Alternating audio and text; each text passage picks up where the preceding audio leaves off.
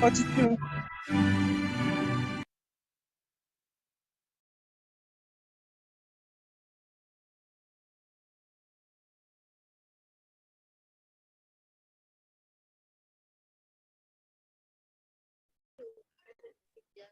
Good afternoon, everybody. So good to have you here. Thank you so much for joining us at the closing ceremony for Pharma Incubation Hub Cohort 4. I'm so excited to see that we are unleashing a new set of renewed minds into the pharma sector and indeed the health sector, people who will someday come to transform the pharmacy profession and the healthcare sector in general in Nigeria, in Africa, and indeed the world. And yeah, I'll yield the floor to our moderators for today to take over.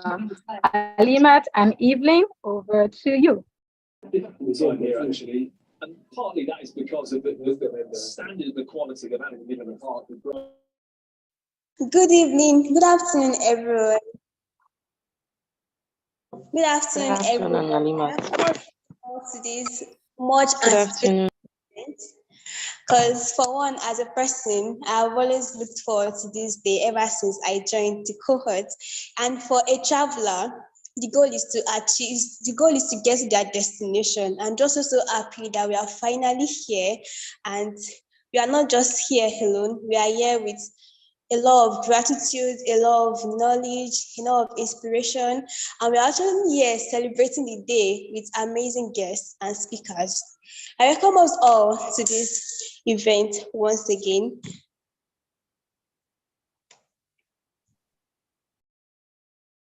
Evelyn? So I am Alima Bello, a member of the cohort, and I'm also a pharmacy student at the Faculty of Pharmaceutical Sciences, University of Illinois, 500 level to be precise. And I'm into the event. And today I'll be co-moderating with my amazing cohort member, Evelyn. Hello, Evelyn. How are you doing?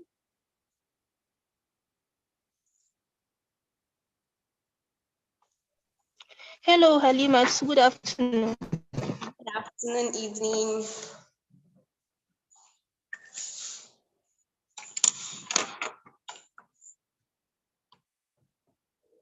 It seems Evelyn is unable to speak. Evelyn, are you able to speak?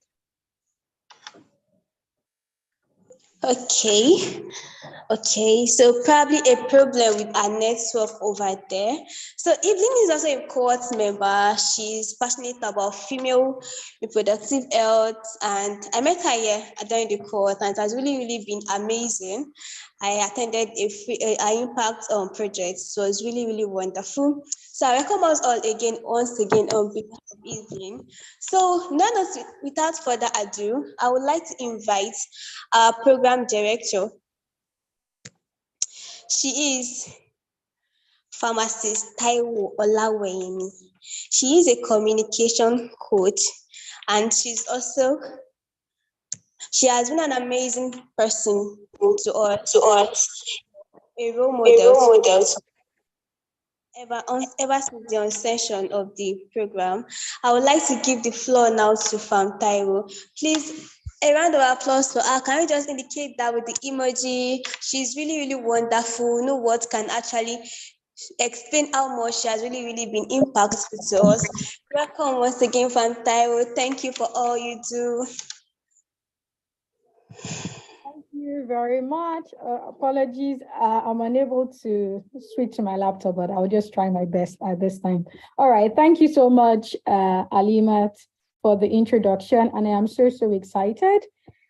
Yes, like I said initially, I'm always so excited to be able to contribute my own quota to the growth of pharmacy students across Nigeria. And Pharma Incubation Hub happens to be that platform for us to be able to support pharmacy students, personal development, and really be ready to play their own part even in the profession, ready to play their own part in the development of Nigeria and our health sector in general, right? So yes, I remember how we started in 2019. I was in 500 level at the time at the University of Ibadan.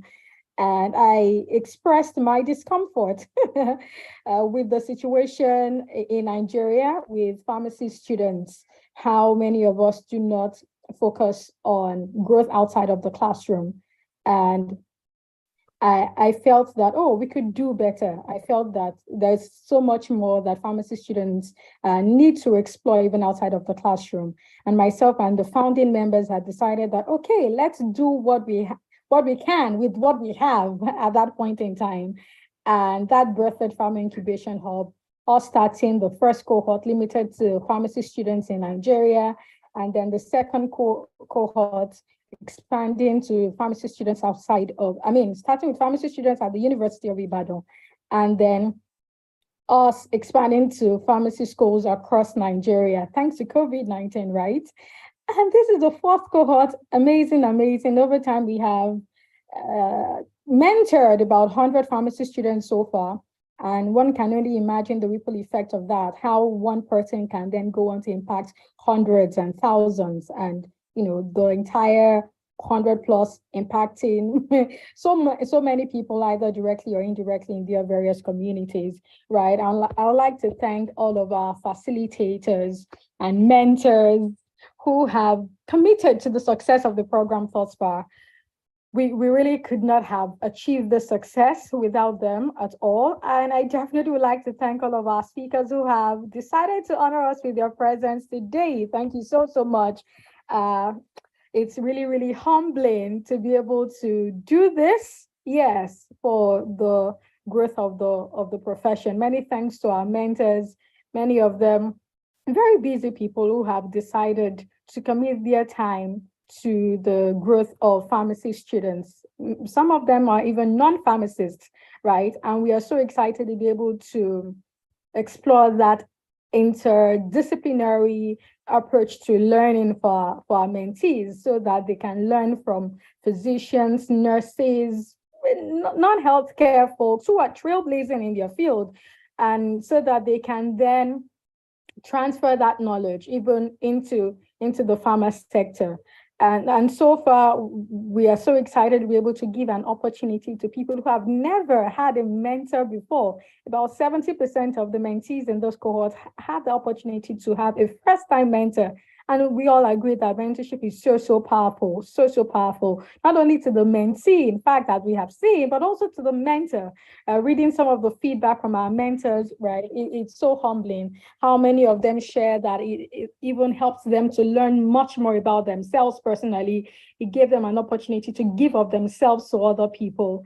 And it's so exciting to be able to see that transfer of knowledge, even amongst the mentees themselves, the peer-to-peer learning that they've been able to explore, networking with people, with other students, other pharmacy students in other pharmacy schools right in Nigeria. And one can only imagine what they can even do together when they collaborate amongst themselves.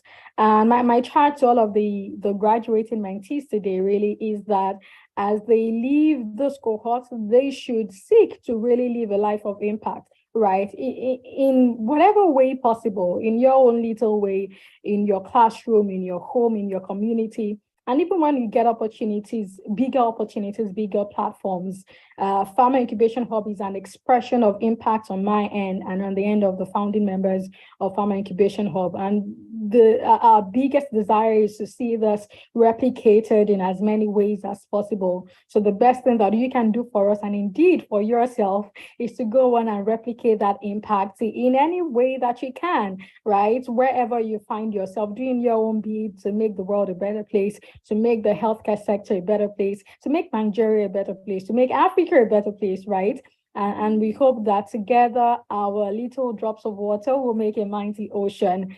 And yeah, thank you so much, everybody. I will I'd like to congratulate once again all of the graduating mentees. I know that about 171 persons applied to this cohort, and we selected only about 40. And out of the 40 mentees who started the program, only 32 are graduating today.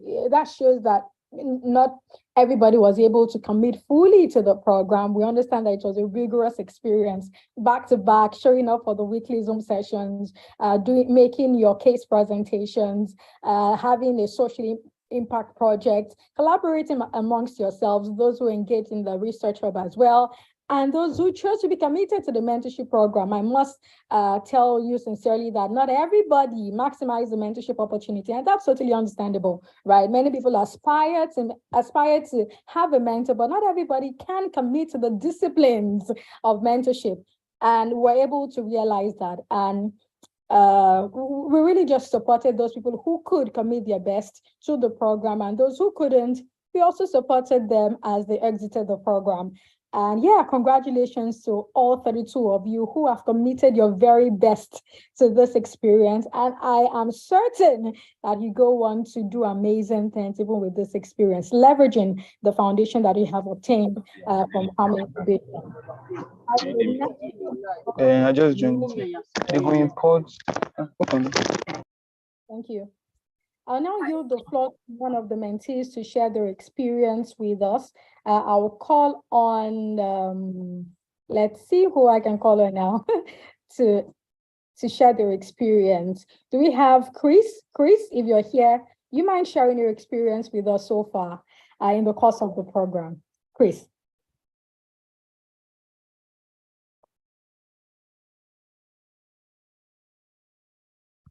Oh, okay. Okay. Chris is not available currently.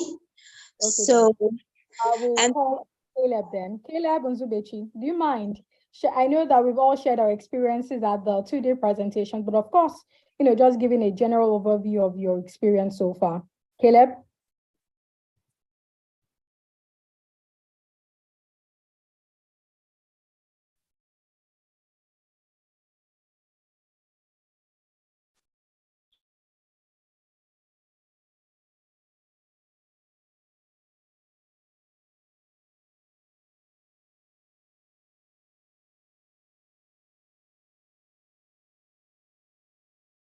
All right, is Caleb able to speak?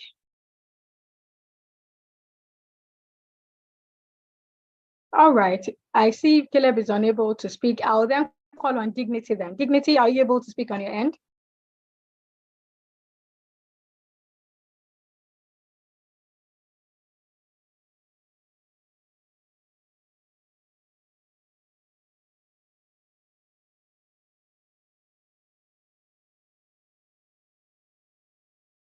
Okay, not sure why you're unable to speak. Maybe Farida would be able to speak then. Farida, if the network is good on your end, yes, please unmute.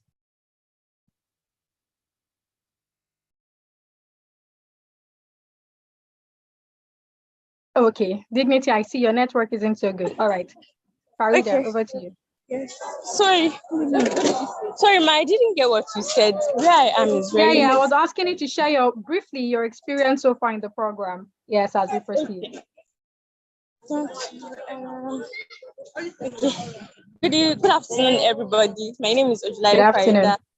Thank you. My name is Ojulari Farida, and I was the mentee of Pam Ginikachi Okore, and my overall experience from the cohort was very amazing because I got to learn so many things. I got to network with fellow pharmacy students from all over Nigeria, and then I also got to get career clarity, which was something that was really bothering me because my chosen field was something that is not actually very common here in Nigeria. So, I needed the confidence to move forward, and I was able to get that. In progress.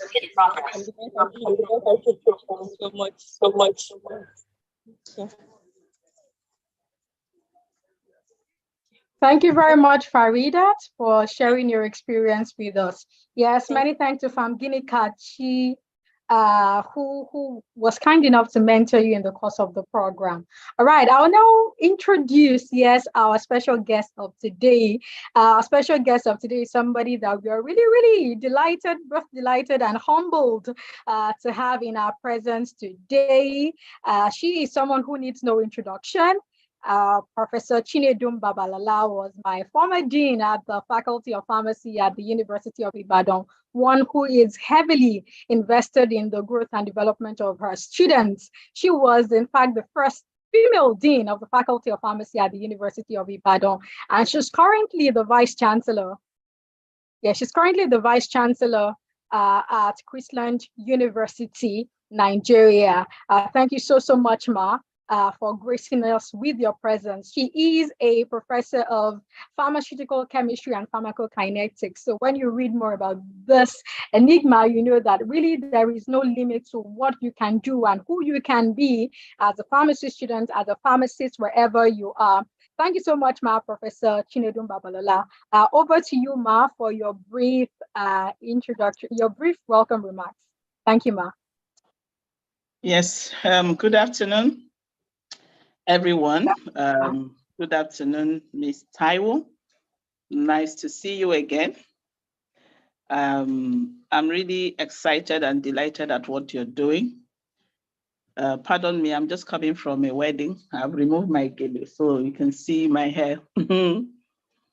Anyway, I must first and foremost congratulate you, Taiwo, for this initiative and congratulate the graduates of today, as well as the mentors who took their time to mentor them.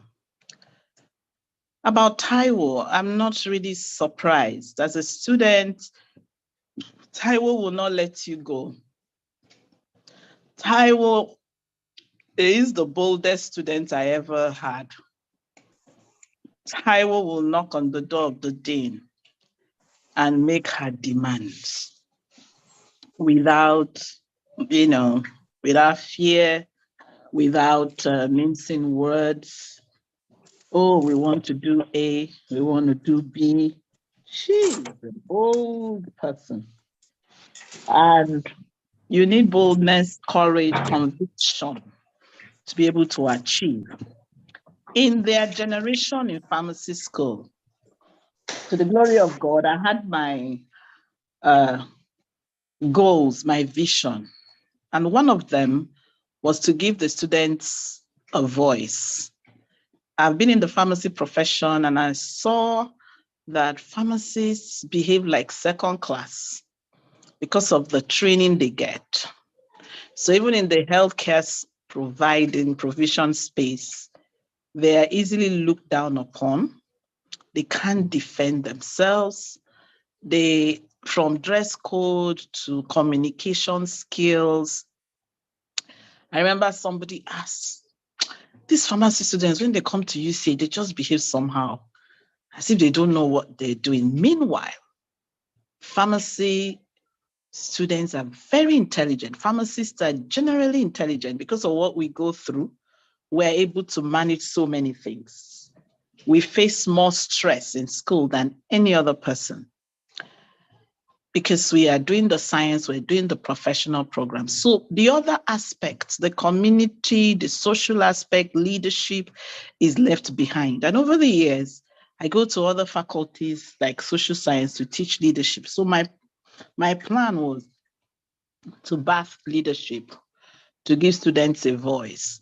So I was fortunate to have people like Taiwo, and they started this speech, debates, all sorts of activities that were never there before. And today, pharmacy students win debates, not just amongst pharmacy schools, even when put together with the whole other students from other universities and in other courses. Today, pharmacy students in UI have a voice.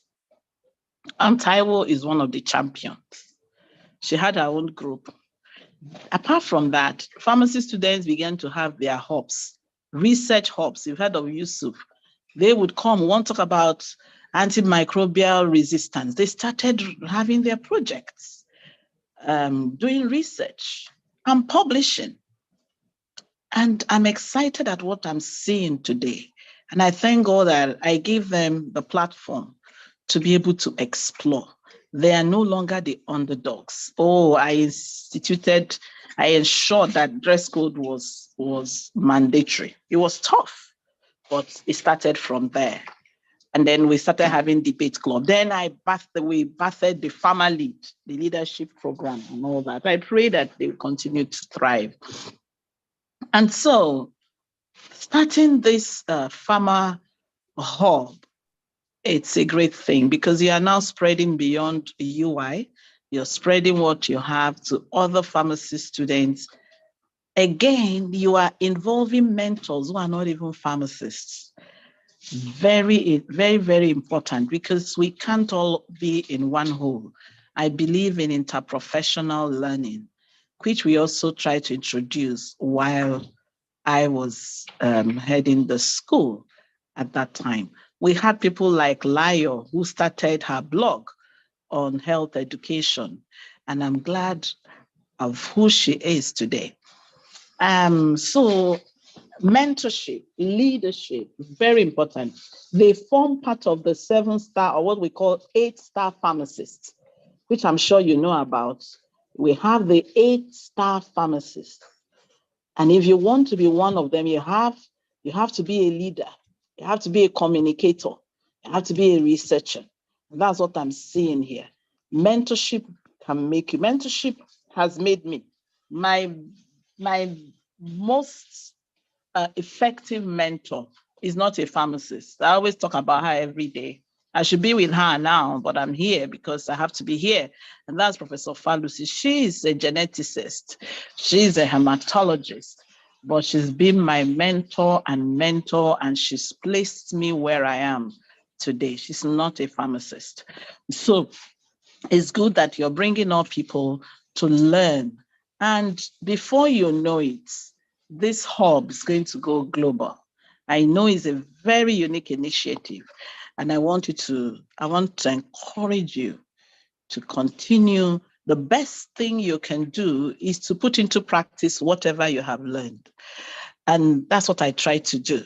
As I learned leadership from United Nations when I was the Director of General Studies UI. As a pharmacist, I've done many things beyond that space pharmacy. You know, as a Director of General Studies for 2 tenures, almost 3, I introduced some courses, Drugs and Mankind, which was never there. And so I want you to dream big. You can be anything that you want to be, both in the pharmacy space and outside the pharmacy space. One of your speakers today, Dr. Otito, is my mentor. And is my mentee, sorry. And I'm sure you're going to hear her speak today. She's an assistant professor in the US. And I want to let you know that today she's an adjunct associate professor in Christland University. You see, you never lose them.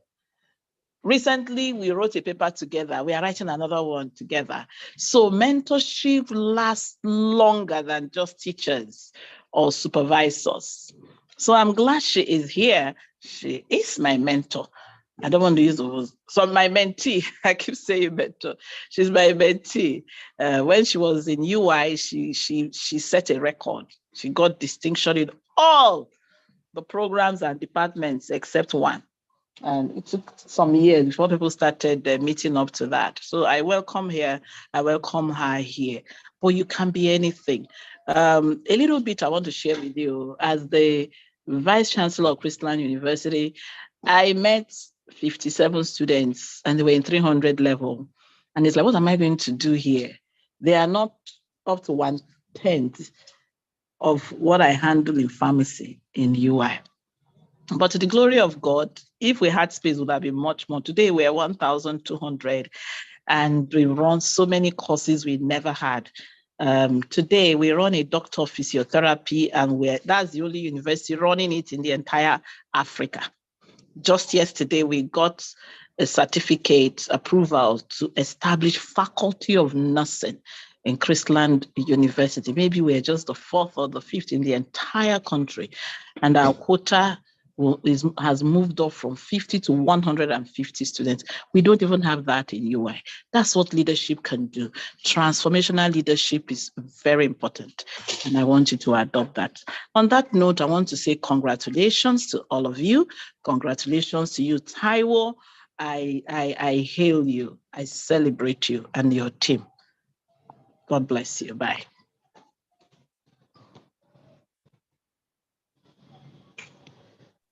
Wow, thank you. Impressive. Thank you so much, my Professor Chinedum Babalola. Always so inspirational. And I am not even surprised by the degree of impact that you are already achieving at Christland University. Thank you so much, Ma, for your words of encouragement and inspiration to all of us. We can only continue to do better, seeing people like you who have gone ahead of us to even do the seemingly impossible. We therefore have no reason to do anything less. Thank you so much, Ma. I'll yield the floor now to Alimat to introduce our first speaker for today. Alimat?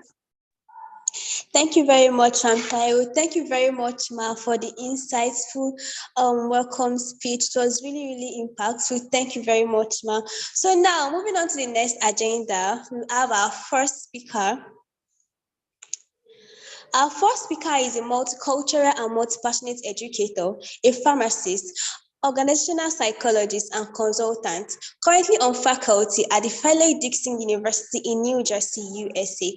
She's also a director of pharmacogenomics implementation at Carewell Health in East Orange, New Jersey. She had a Bachelor of Pharmacy at the University of Ibadan, a Master of Arts in Organizational Psychology, a degree in Clinical Pharmacology from the Vanderbilt University of Medicine, and a PhD in Pharmaceutical Sciences from Temple University.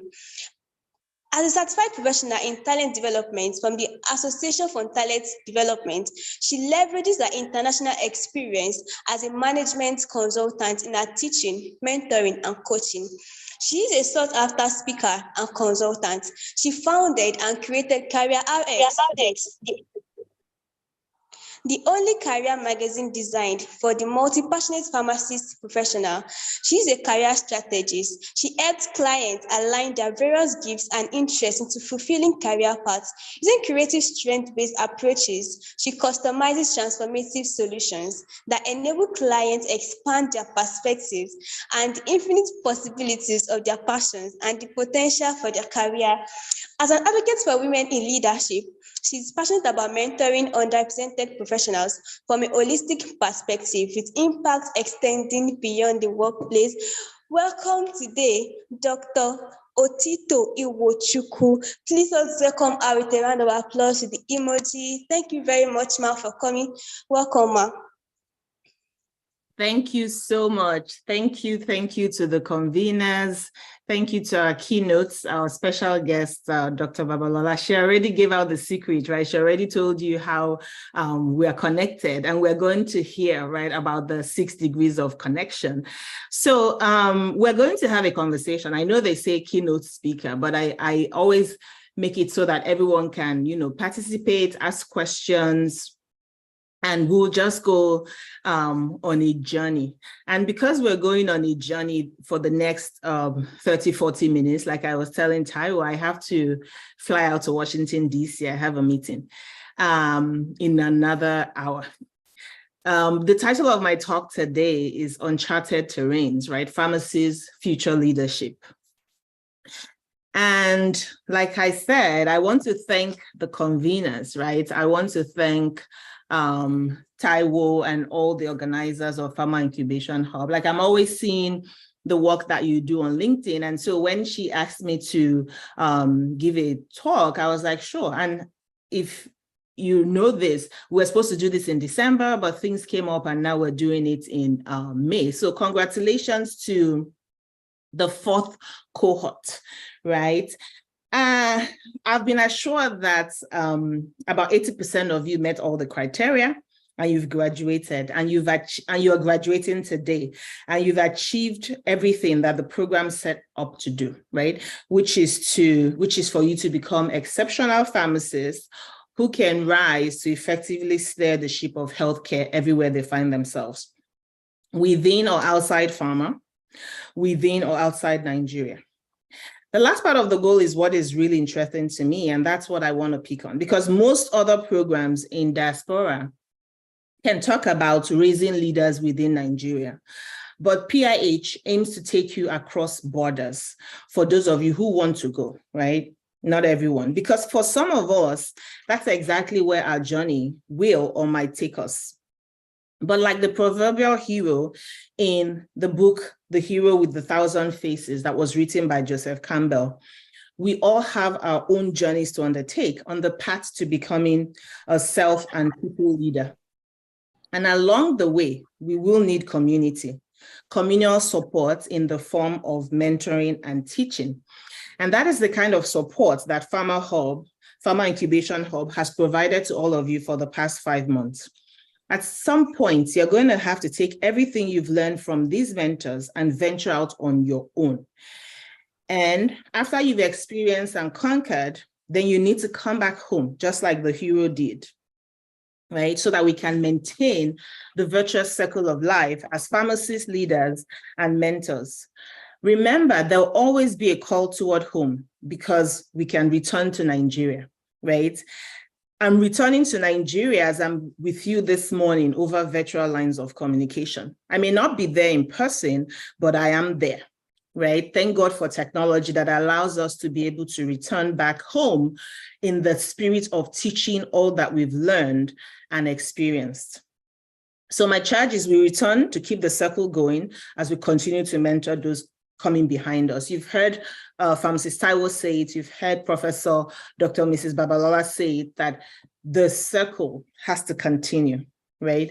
So the conversation we're having today is going to build on the concept of your own individual journeys, because many of you, even though you've had the best of mentoring and leadership development, you're still going to go into uncharted terrain, and we cannot go with you, right? And because you're going to go into uncharted terrain, you're going to need the spirit of a pioneer that will spur you so you can become a rainmaker and a waymaker with a W, because you're going to be making your own way, with a small W rather, right? So you do that for yourself and for others.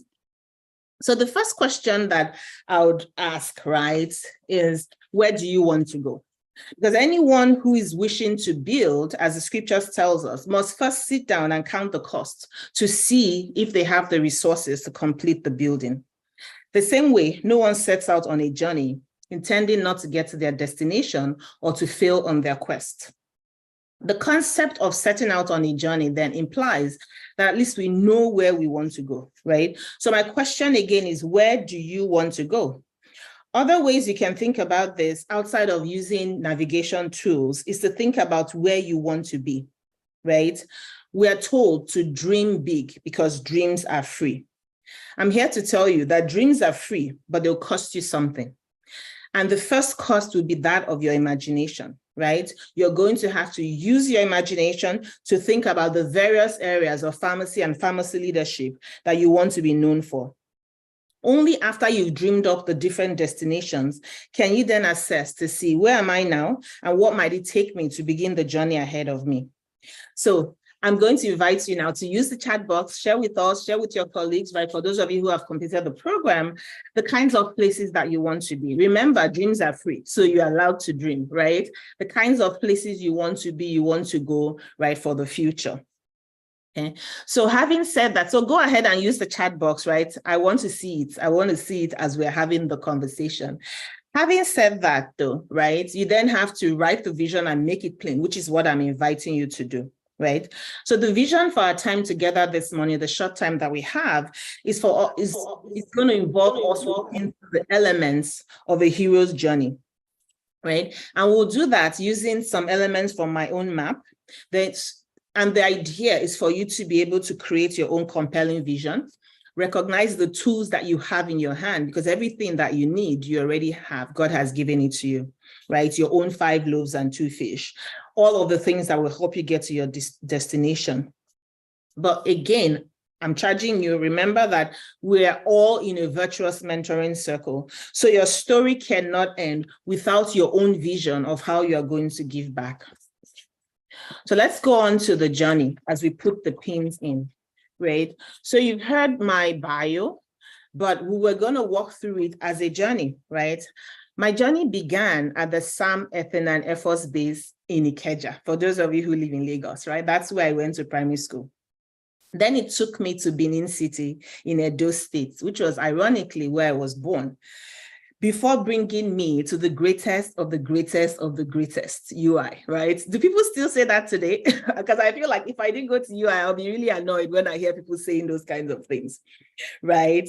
But the stop in UI took 6.5 years as opposed to 5, and you all know, right? So in the hero's journey, that might be called a setback that we can put a pin on. However, that part of the journey came to an end, graduated, did the required internship, followed by NYSC in Sokoto State, right? So you see me literally crisscrossing the country before even departing its shores. After my NYC in 2003, I went to work as a management consultant at Accenture, which is formerly part of Arthur Andersen. And this was out of sheer curiosity, right? Dr. Babalola is here. She'll probably tell you, she and I had a conversation, like, what are you going to do in management consulting, right? I heard all of these things. And the reason was because I had seen so many doctors and pharmacists, brilliant people going to work there. And I felt, okay, let me put another pin in here, right? To see what I can learn from here, right? But the idea was everyone thought I was abandoning pharmacy and going on.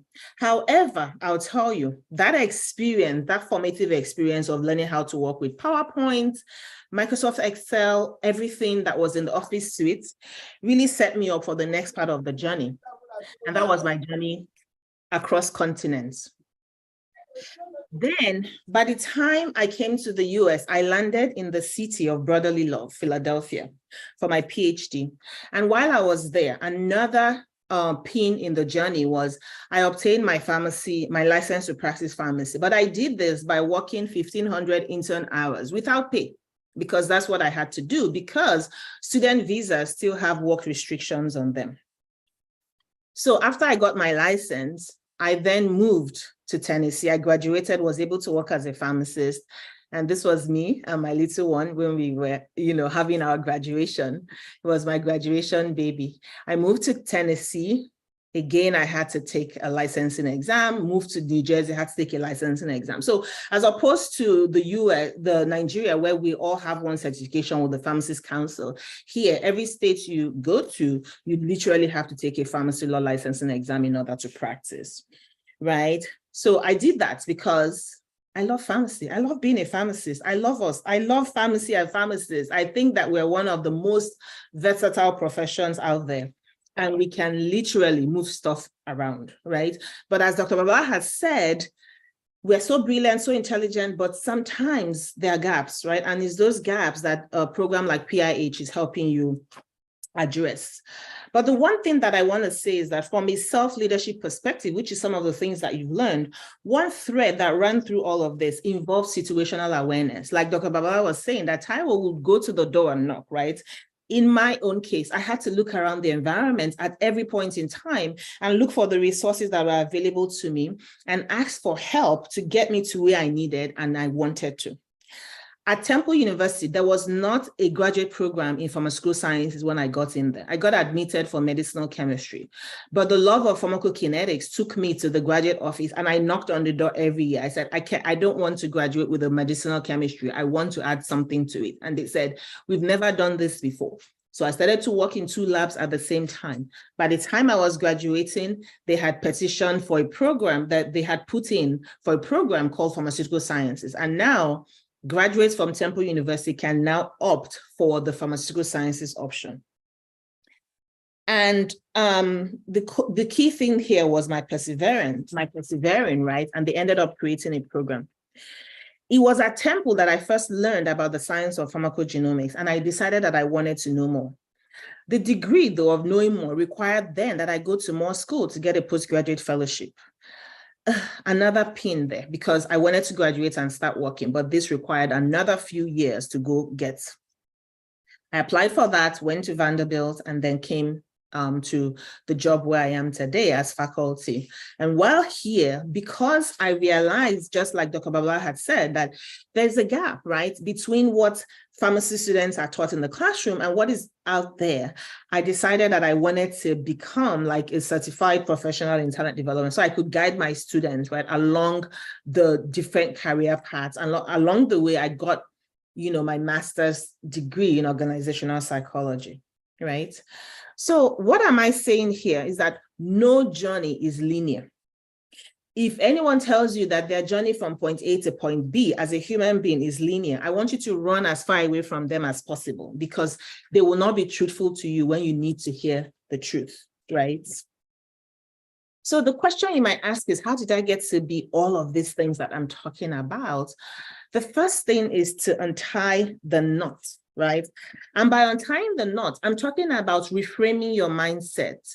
For my own case, I had to untie the knot of being a lab scientist, which was what I came, you know, to be trained to do. The experience at Accenture, right, that I said earlier, allowed me to not become attached to one identity. Remember, I'm still a pharmacist in all of this. But then I recognized that the world is a big place. It's just waiting for the manifestation of those of us who know what we are called to do and who want to do it. So many of you today are going to have to untie the knots of trying to lock yourself into only one way of being. I typically joke that I have multiple personalities, but not from a pathological disorder point of view, but rather from a perspective of being good at multiple things and being able to bring them together into my work and career in a way that has worked for me so far. Things may change in the future, but unless we keep untangling our knots through prayer and self-reflection, we may not be able to recognize new threads when we see them. Okay? So your journey,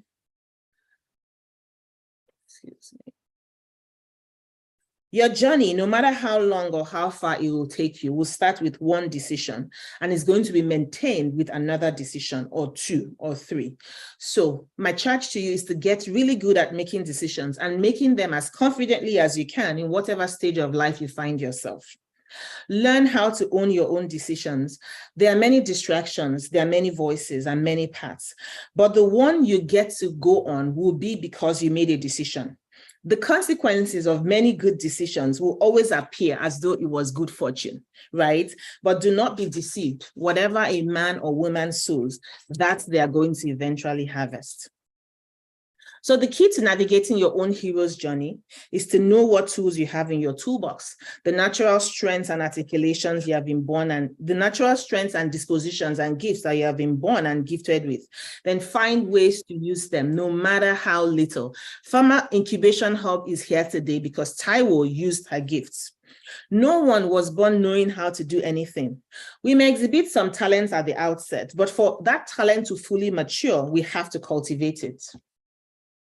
And so in my case, my threads, as a mentor, as a coach, as a business person, one of my signature strengths is knowing how to deploy words for visionary and strategic thinking and writing. I've done a lot of personality typing, right? I've done strengths finding using the Gallup assessment tools, emotional, cultural, social intelligence assessments. And I know this to be more true of me than not. So I find ways to use these strengths in my day job and out of it. If you follow me on LinkedIn, you'll see that I have a monthly newsletter for pharmacy professionals called Career Acceleration Precepts. This is one way that I exercise my God-given strengths as I close up the circle, like I said, through giving back. My being here today, giving you this keynote, is another way that I'm using these words to exhort, to inspire, to ginger you all to both find and use your own leadership strengths. So how then do you strengthen the threads, right? Notice I didn't just say I have a strength and then there's no need to further develop it. I have an editing certification from the American Copy Editors Society. I have the degree in organizational psychology, like I told you about. I belong to numerous groups and associations, trade associations on a professional basis. All of these are multiple ways of developing my strengths on a continuous basis. So back to your story, where do you want to go? soon to be graduates, right? 500, 200, 300. That time is coming quicker than you know.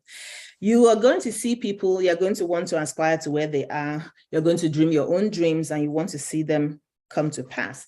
Let those aspirations and dreams drive you to act. Determine your next steps, then you must act. Why? Because taking those next steps is going to increase your confidence. It'll cause you to learn new ways of being.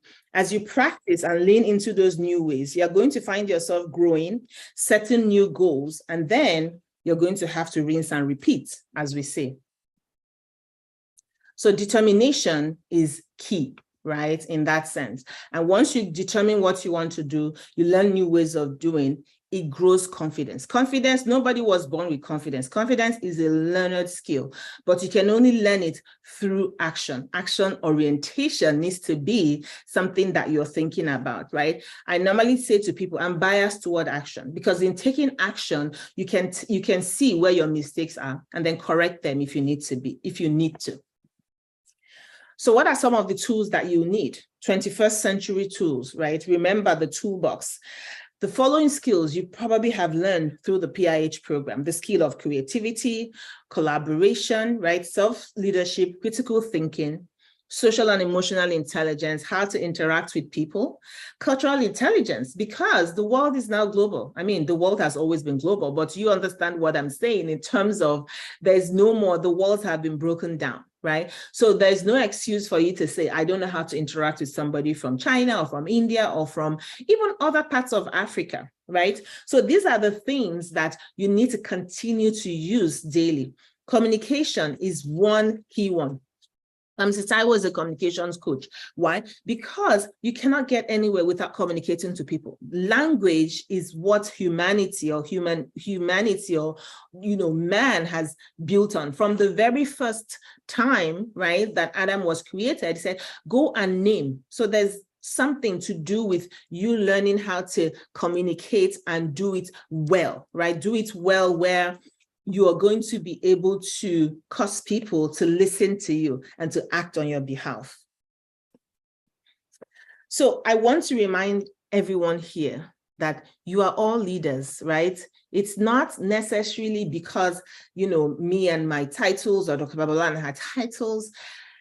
We are all leaders of self. Right? So in order for you to lean into that and claim that, you have to know your knowledge, right? You're all pharmacists. I tell people, as pharmacists, we are all on the same level. We all passed the internship, we all passed our exams, we all have a license. So from a cognitive, just intelligence quotient point of view, you're a pharmacist because you had the ability to do it, right?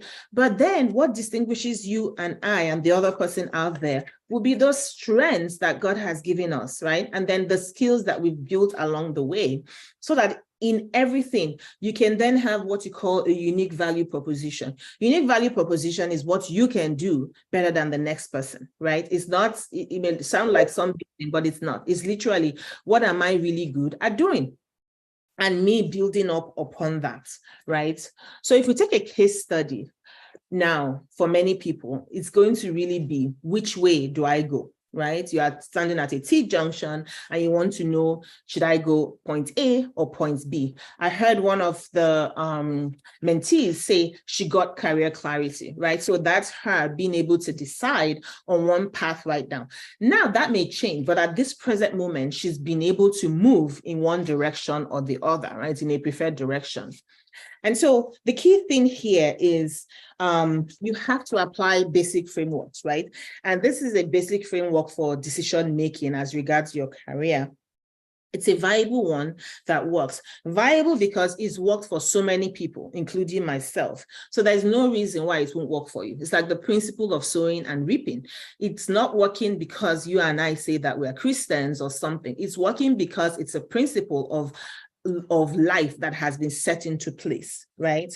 So it doesn't work because it's person A or person B. It works because it works when we work it, right? So we started with the idea of having your own vision, discovering your strengths, the SWOT is your strengths, weaknesses, opportunities, and threats, then you make a plan and then you implement, right? So you can see action is the final step here, and then you can keep going round on this framework, right, in order to go from one point to another.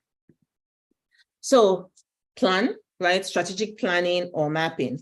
Everything that I've talked to you up to this point involves curiosity, knowing yourself, knowing other people, knowing organizations, right? Now you need to generate an action plan that is going to involve your goals for yourself, for the short term and for the long term regarding your career path. This is the bias to action part, right? So you're going to note which industries, contacts you want to research and talk to. You take notes from people you've spoken to and what you find out through searching. Keep an inventory. Inventory of what? Not drugs now, but of the most important things that you're learning and where your skills and abilities can come into play. You can do preference identification using a grid that I'm going to show you in a minute, which is what I use, right? I use it at every point that I need to take the next step. Okay, so you're going to be able to craft your mission statement using your key skills, strengths, work values, right? And the key thing that I always tell people, you can translate that mission statement into a summary statement for your resume, right? So for instance, you can say something like, in my case, I would say my top character strength is curiosity, love of learning. I believe in the power of words to spark intrinsic motivation and bring out the best in people. I want to use this strength, or I'm looking to use this strength in a dynamic, growth-oriented environment that is committed to improving people's lives, right? Through health communication or strategic communication. So you can get your own mission statement, assess your strengths and values through self-reflection, like I already said earlier, right? You can also get it from a group of trusted friends, colleagues, mentors to help you tease out your strengths and areas where you're likely to thrive, right? So in terms of the research, it involves experimentation, volunteering, doing externships, right, where you go to work for a short period. And then you can also interview people, right, examine trends within different organizations. Then you can do what you call environmental scanning. What are the areas? You've seen now that technology, right, is basically going to absorb many of the things that we've learned, right? So the idea is you want to be able to know when you can jump off a sinking ship, right? Just assess the environment and say, what are the new skills that people need to learn for the future, right? So you are thinking 10 years ahead in that sense, and then you create the plan. The timeline for execution, right, in this case is going to vary. I don't expect a P2 and a P5, like year 2 and year 5, to be on the same level here. But the idea is that you're not going to keep this too far away from you, right? Because what happens is if you don't implement, you're going to forget. It's just going to now be gathering dust, right? So I told you about a preference grid. And this idea is for you to think about the industry you're most interested in right now, right? Remember, all of this can change. The industry you don't want to go into and the one maybe, and then look at your skills and then the different kinds of jobs that are available in that industry, and then environmental factors. Now, because the world, right, like I said, the walls have been broken down, sort of, you do realize you can do many of these things from a virtual or remote perspective, right? You don't have to necessarily walk into an office in order to be able to, work in one of these areas. If that's what you need to do, you can do it internationally, right? So this is me just helping you expand your horizons to say, consulting is not something that you are tied down to a desk, right? You can help people solve problems. That's really what consulting is. It doesn't mean I have to be an Accenture or KPMG or whatever. You can be your own independent consultant, right? As you're helping people solve problems. So the key thing here to remember is that we all need a strategic plan, right? And the reason for this is to help us navigate the uncharted terrain that I talked about earlier, right? The reason is the road may be rough. So we need to know what are the things that are going on around us? What are the trends? What are the technologies? So people like to say that the world is your oyster. That is all well and good. But we don't live in the ocean, we live on the land. So as I say, as you're rounding up, right, go forth, multiply what you've learned in the program, and then return to be a mentor yourself. Remember, mentorship is not age dependent. I have mentors who are way younger than I am. Yeah. Remember that as you set out on your different paths, and I wish you all the very best. And I want to say thank you again for having me. And like I was telling you, right, there are so many things that I can fit into, and I do, and it depends on the time of the day, the time of the year, and on what comes to my desk, because I consider myself a prolific problem solver, right? So how would you reach me? I'm on LinkedIn, and you can also go to my website, right, careeraspirations.com, where we do career work. If you're a pharmacist, you can also, again, reach me on LinkedIn. That's where that's my most accessible, I would say, platform, as it were. And having said that, I want to say thank you very much for the opportunity to get to speak to all the mentees. I wish I could have met you in person, but let's take it that we're meeting today. And my inbox is open, right? I've met so many students, student pharmacists, fresh graduates along the way. Some of them I met through Dr. Babalola when I came to Nigeria last year for a sabbatical. And I just want to wish you all the very best, honestly. Like this work with Pharma Incubation Hub, it's something I wish we had 25 years ago, right? It's taking me all this number of years to kind of come back full circle, right? And you are getting the opportunity right off the bat. So I would say to you, don't misuse it, right? Make sure you're keeping in touch. Make sure you're keeping the circle of life going. Thank you very much. Thank you very much, Ma. That was so exciting. That was very, very beautiful.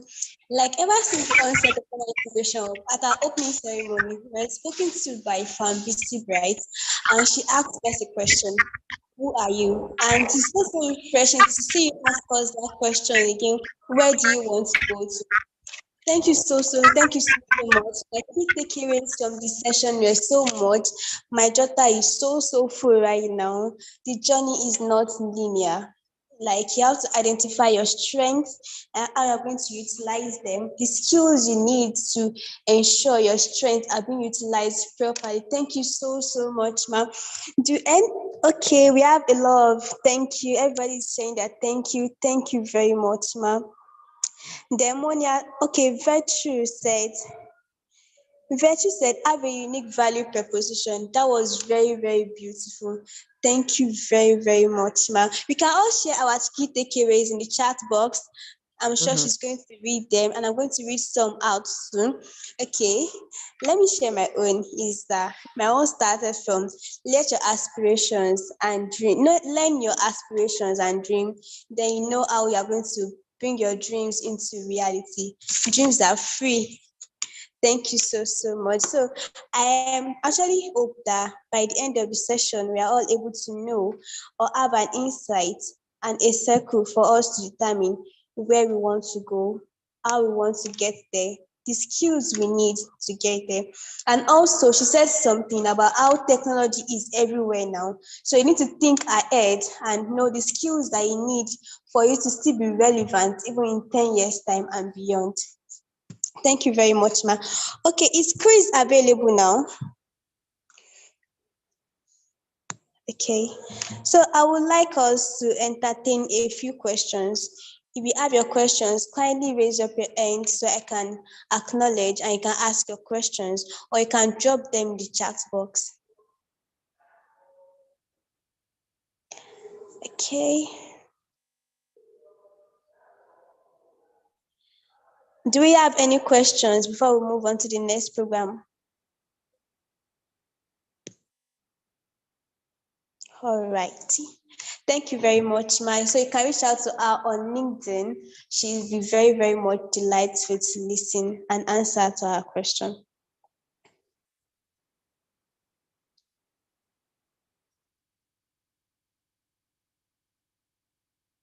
Okay.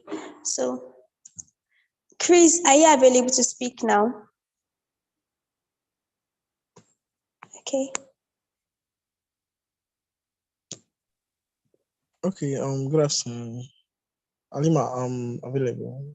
Good afternoon, Chris. So, Chris, we would like to hear your mentorship experience. How has the cohort been for you? Okay, so the cohort is nothing short of fantastic, actually.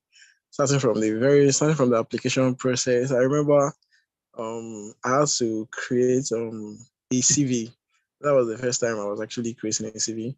Basically, prior to the mentorship, prior to the time at the Pharma Incubation Hub, it was the whole personal development stuff and working on yourself and professional development. It's something that you actually hear about them. Like they are there, you hear about them, but you don't really know how to get started. You don't, it's like an ocean that you can't, it's like uncharted waters exactly. You like it's there, but you really don't know much about it. It's like you would like to know much about it, but you don't know where to start. So Pharma Incubation Hub was it for me. So I started with the application process and it was actually very ecstatic when I got shortlisted. And then with the sessions and the town hall meetings, I remember the book review. It was really amazing. And honestly, I would say that the skills I've gathered up from this experience, it has helped me to build a number of bridges in my personal life, in my social life, and most importantly, professionally. Yes.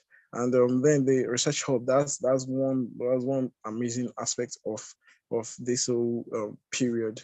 I got to meet seasoned researchers. We got to meet seasoned researchers and the trainings and the courses and all. It was so fantastic. And I know that, and okay, most of all, it was also the clarity, yes, because I figured that one of the key things that PIH focuses on is on career clarity, such that PIH may not give you exactly what you are looking for, but PIH teaches you how to find it. Like PIH may not have it already made, but PIH shows you, okay, this is how to catch the fish. You can go out there and do your thing. So on that clarity, it's something that right now I know that it's not very definite. Like I don't exactly know where it is I'm headed, but I know, okay, this is what I'm doing right now, and this is where I need to build competence. Maybe tomorrow I might I might decide to work on something else and yeah, focus on that particular thing and do it one step at a time. So I'm very grateful for the experience. It was an amazing time. Yeah, it was an amazing time, really. Thank you so much, Chris, for sharing your experience with us. That was the first time I would also actually like prepare a CV. I never actually saw the need for it until I graduate, but having to write one, prepare one, that was my first time. So we now entertain question now. Okay, so we have Omotayo Faith Olayewaju. So yes, ma, you can ask your question now.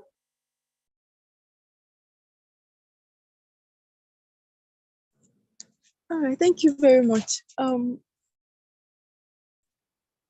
I think she replied that she's asked to leave the session. So I don't know if I can still go ahead or.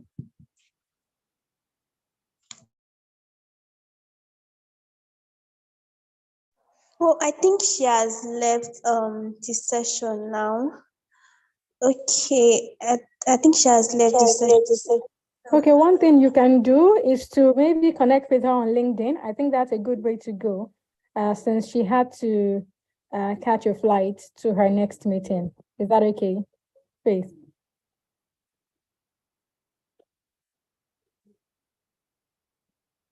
Is that okay, Faith? Yes, it is. Thank you. Okay, great. Thank you so much.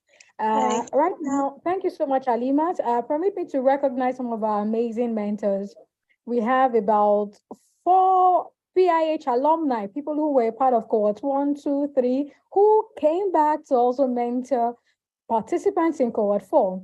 And we have some amazing people that we have never ever met before in our entire lives. We just spoke with them, shared our vision with them, and they were so kind to say, oh yes, I'm coming on board. And I'm so grateful to people like that. Famulutongu Sanusi, who coordinates special projects at Bloom Public Health. Thank you so much, Ma, for your mentorship. I think it would be good to hear from you. What is your own experience so far as a mentee on the program? If you don't mind. Thank you so much, Taiwo. Hello, everyone. Thank you to Professor Babalola. We met Professor Ayakura as well. Thank you to Dr. Otito as well. Thank you so much, everyone. And for my mentee, Ife, it was a wonderful experience. Thank you so much, Taiwo, for reaching out to me. I'm always happy to mentor my fellow colleagues. Thank you so much. I don't even mind if even called upon for the next cohort as well. I'm already looking forward to it. So it was a good experience. I've also mentored some other students, not even in Nigeria, some from across the world. And I saw, like Professor Babalola said, this particular mentorship program, the PIH, is very different and is also so unique because not inviting pharmacists, we're also inviting non-pharmacists to mentor fellow students and people coming up in the industry. So yes, I'm in total support of the whole program. Kudos to you, Taiwo, and your team. And yes, let's do another one next year. I'm not sure if it's biannually or each year. I'm already looking forward to it. Thank you so much.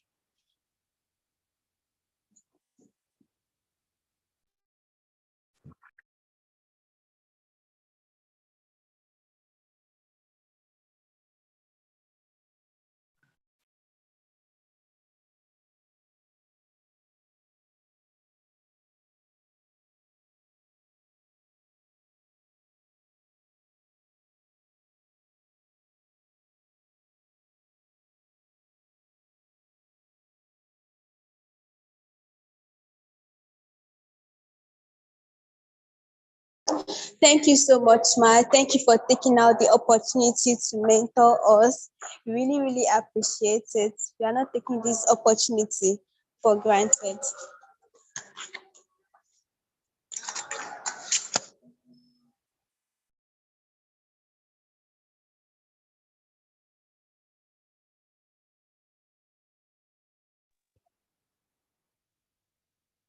All right. Thank you, Halima. And thank you. Oh, I see Funaya in the chat section saying, my mentor to the world. So good. Wahala who no get mentor. Eh? All right. So our second facilitator was, okay, he's back with us. All right, then. So, Evelyn, I think you can proceed. Fam Ayo Alaran is back with us, I believe. All right, then. Good. All right. Thank you so much, Fam Oluton. It was so kind of you. And your mentee gave very beautiful feedback about her experience. Thank you, Ma. Thank you so much. Good All evening, right, everybody. you. Yeah. Good evening, Ma. Good evening, everybody. Can we hear me, please? Yes, we can. I can. All right. Thank you, Alimat. Good evening, everybody. Okay, it's PIH for graduation ceremony, and so as not to waste our time, I would quickly be introducing our second facilitator in person of Ayodeji Alaron.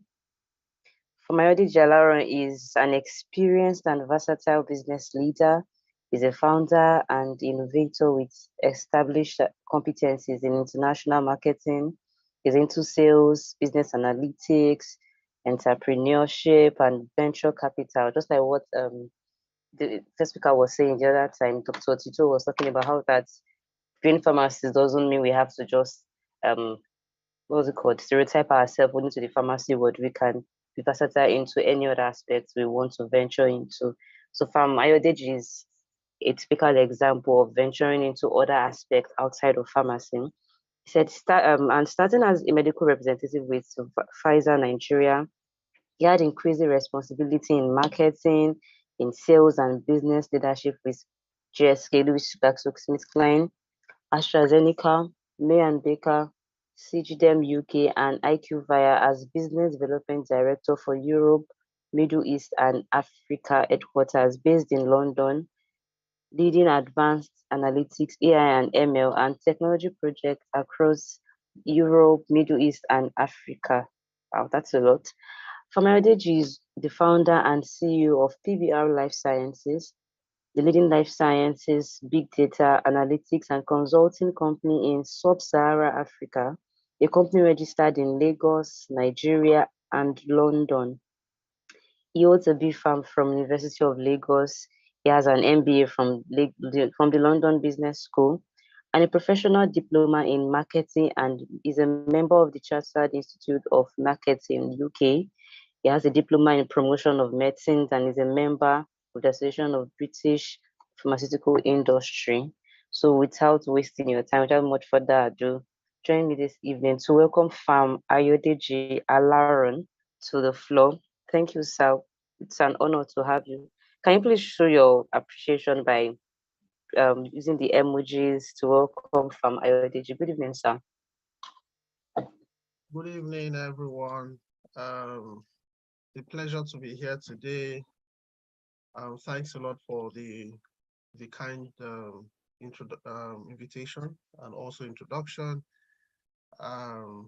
Appreciation and regards to all senior colleagues here, Professor Babalola, she's a staff, obviously in the industry. I've not had the privilege of meeting her. So it's the first time I'll be in the same environment, literally with her. You're well appreciated, ma'am. And also to Dr. Otito Iwuchukwu. I think you said she's dropped off. I listened to her presentation all through. And, after you listen to such presentation, you ask yourself, what more do you have to say? And that's the challenge of having to present last. Everybody would have finished all the points. I want to appreciate, I learned quite a lot from her as well. So what I'm going to do basically is I'm going to do more of storytelling, all right?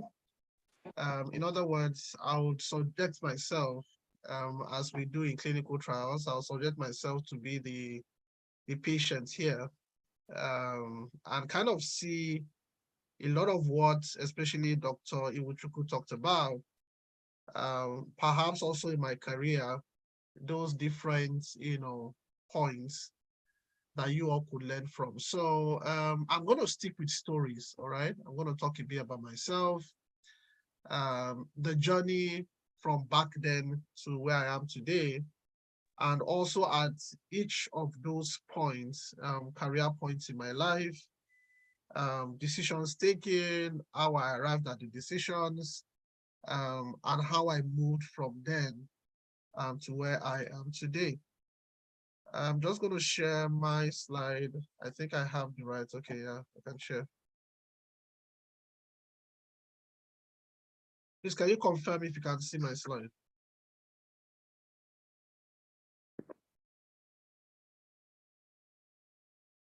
Yes, we can see it, sir. All right, awesome. Okay, so what I'd like to talk about today, I'd like to speak to someone today who has a dream that doesn't make sense. All right. So if you're here today, you have a dream in your heart that doesn't make sense, and everybody has a dream. All right. Every one of you has a dream.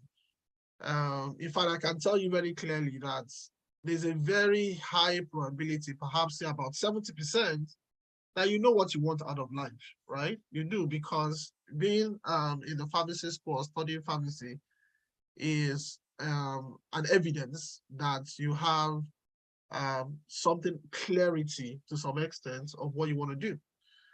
So what I want to do today is I want to speak to those that have dreams that don't make sense. I want to speak to those that have dreams that when you look around you, your environment doesn't agree with your dream, or it doesn't, not too much in the environment seem to give credence to the possibility of your dreams coming to pass, okay? I want to speak to someone that you have a desire in your heart, but you just don't know how that is going to happen, right? From here to there. So I will tell you my story. I also have the privilege of being a mentor to a couple of people. And I'll tell you some stories of people that had similar issues as well. And in all of that, how do you live a life where you make impact, right? So I'm talking to people that have really big dreams and big ambitions here. Those that would like to rank within the top 5% of their industry, of their career, and to be ahead, really making a lot of impact. I know a lot of the conversation so far that I've heard has to do with, being a pioneer, a forerunner, new frontiers and all of those things. I will talk about, how you live that life. I won't have the experience myself. So who am I? I'm a lot of things beyond my qualification, right? Beyond my qualification or my work experience. But this kind of speaks to my education. I went to the #1 urban university in Nigeria. Please bear with me. I know University of Ibadan is struggling here, but I went to University of Lagos. Then at some point also went to London Business School, had a lot of certifications, and I worked with a number of organizations, both locally and also internationally. But again, all of this, can you please mute? I think there's someone there on mute. Yeah, thank you very much. But this all looks very nice, right? Global experience, walked around the world, traveled around the world. But it wasn't like this. It didn't start like this. So I'm going to talk about the journey. And I'm going to start with a picture.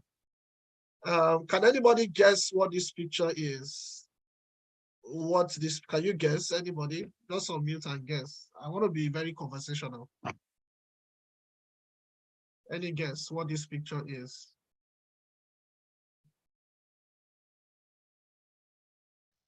The school fence. The school fence. Okay. How is this related to me? I wasn't a bricklayer at any time in my career, so I didn't make the fence, So how does this kind of speak to my story? Anybody can guess what this edifice is in my life? My story. Huh? Did somebody say UK? I said olden days. Olden days. Okay, let me help because of time. So this is my lovely, beautiful alma mater, my secondary school that I went to, of which at the time I was the assistant head boy, somewhere in Ikorodu in Lagos, for those that know Lagos quite well. The school was so good that, the day I had my WAEC, my chemistry WAEC exam, armed robbers actually came to the school a day before, stole all our test tubes. So we had to wait for another secondary school to finish their own WAEC exam so that we can borrow their test tube. The sets before me, nobody had a credit in physics, not even C6, all right? That's how bad it was. Talk about how bad it can be if you're doing a titration, in the chemistry lab, and you're trying to find that endpoint of 25 CMQ, the roof is broken, something can drop in the test tube, that's how bad it was. But I had a dream. My dream was to be the best WAEC student in Nigeria, all right, to compete with the students in some of the best secondary schools, So I decided very early that my immediate condition was not going to be a decider of my future condition. Because in your journey of trying to lead, in any industry or cause a transformation, there is a tendency to absorb the current and choke the future. In other words, you look around you and you accept the realities in the environment that is speaking to you. So I burnt the midnight oil, burnt every candle possible to pass WAEC and JAM, and wow, got admission to University of Lagos. Now, don't laugh at this picture, right? That was me back then at the University of Lagos. I think the first picture, the bigger one, is my 100 level. And the second one was when I was graduating, obviously. And that was Professor Cecilia Iguilo, who retired this year, Professor of Pharmaceutics. So I get admission to University of Lagos. And just like you, I had a desire in my heart to have a different career, right? That is not similar to what many people had. I didn't want a normal life. I just didn't want normal. I hated normal. I wanted to be on top. I wanted to have a global career, and I wanted to do something that is quite unique, However, whilst I was looking at that for the future, I also lived in the present. In other words, even though I was a student and I wanted to have good grades, I was also building my skills. I was building my leadership skills, offering to serve. I served in my fellowship. I served then as the national president for NFCPS. I remember traveling to Niger Delta University, University of Benin, and all of that. And I would still have to write tests in the school still, and still have to pass, and sometimes still come tops. So in the university, I had to learn the skill of multitasking. I had to learn to work under pressure. As you would imagine, being the national president of NFCPS, organizing national convention, and still having the responsibility to pass based on the degree that I wanted and the kind of grade that I wanted, meant that I was so focused in what I wanted to do. I had my reading time, I had my prayer time, I had my play time as well. And when I play, and I also have my travel time when I travel or try to get sponsorships from companies, and all of that. So what am I trying to say? The journey of where you want to go starts where you are today. You're going to have to learn leadership. You're going to have to learn communication. You're going to have to learn negotiation. You're going to have to learn conflict management. So what this means is that when you're in the university, the journey has already started. The skill development has already started. And in the university, you learn beyond just the curriculum of, pharmaceutics, pharmacology, pharmacognosy, and all of that. Your interaction with people, with your classmates, and how you manage that is part of the learning skills.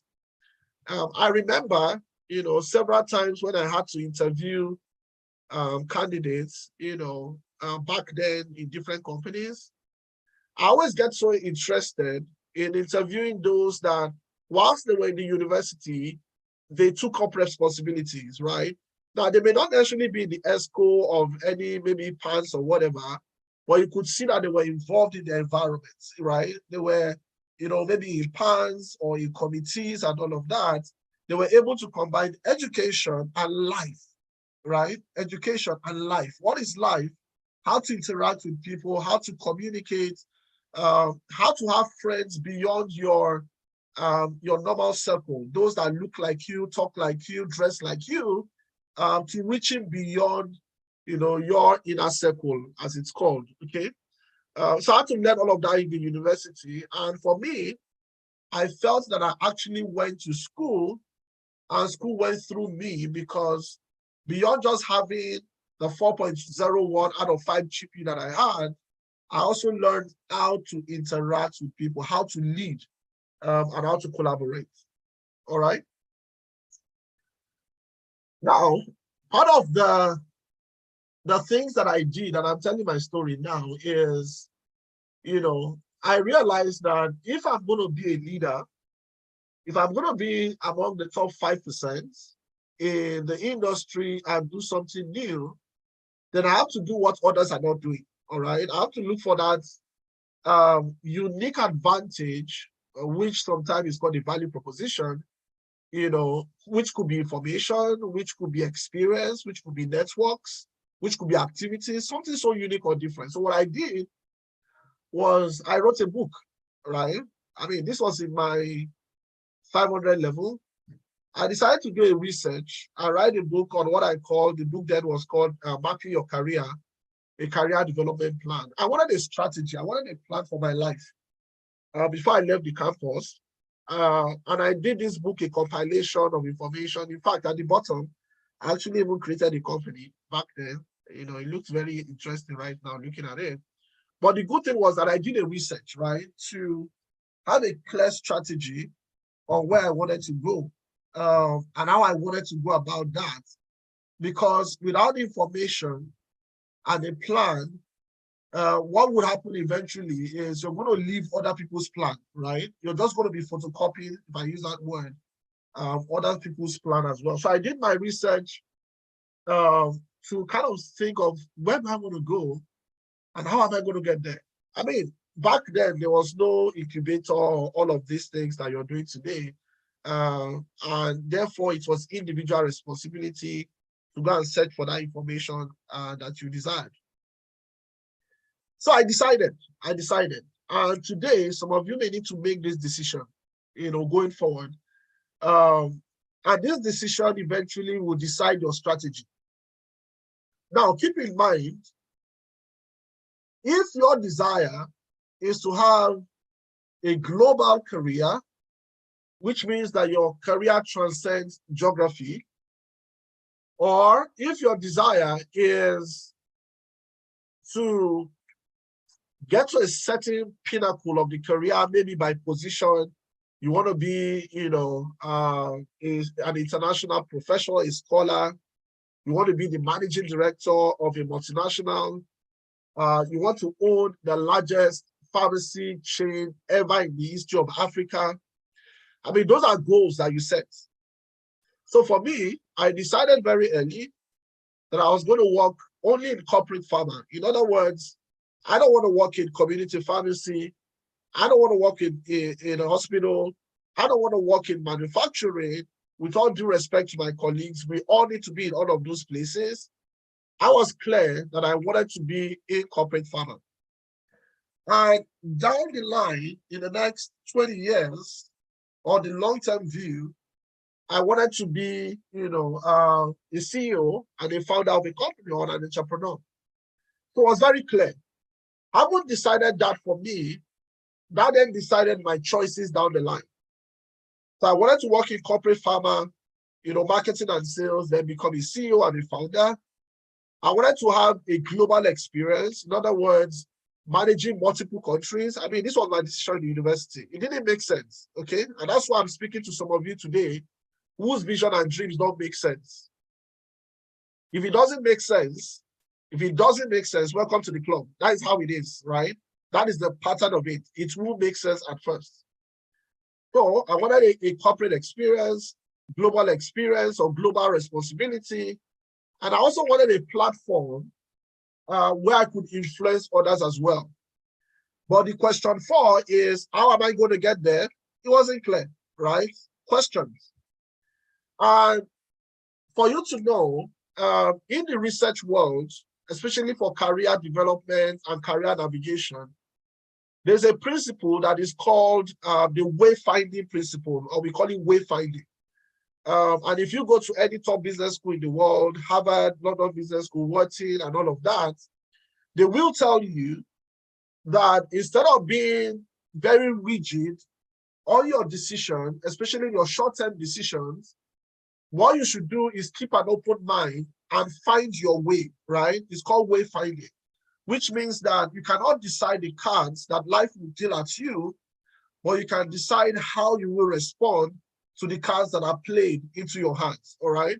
So I wanted a global career, I wanted a global experience and all of that, but I decided I was going to play the cards that life dealt at me, which means that back then, if you asked me and you say, Ayo, you want to work in corporate, you want to be CEO, you want to be a global guy, what are you going to do next? I'll tell you, I don't know, right? But as I take actions every day and things happen, with proper guidance and research, I'm able to take the best alternative that comes to me. And this is where, for example, the decision started. So 6 months after, after induction, 6 months after induction, I couldn't find a space for internship.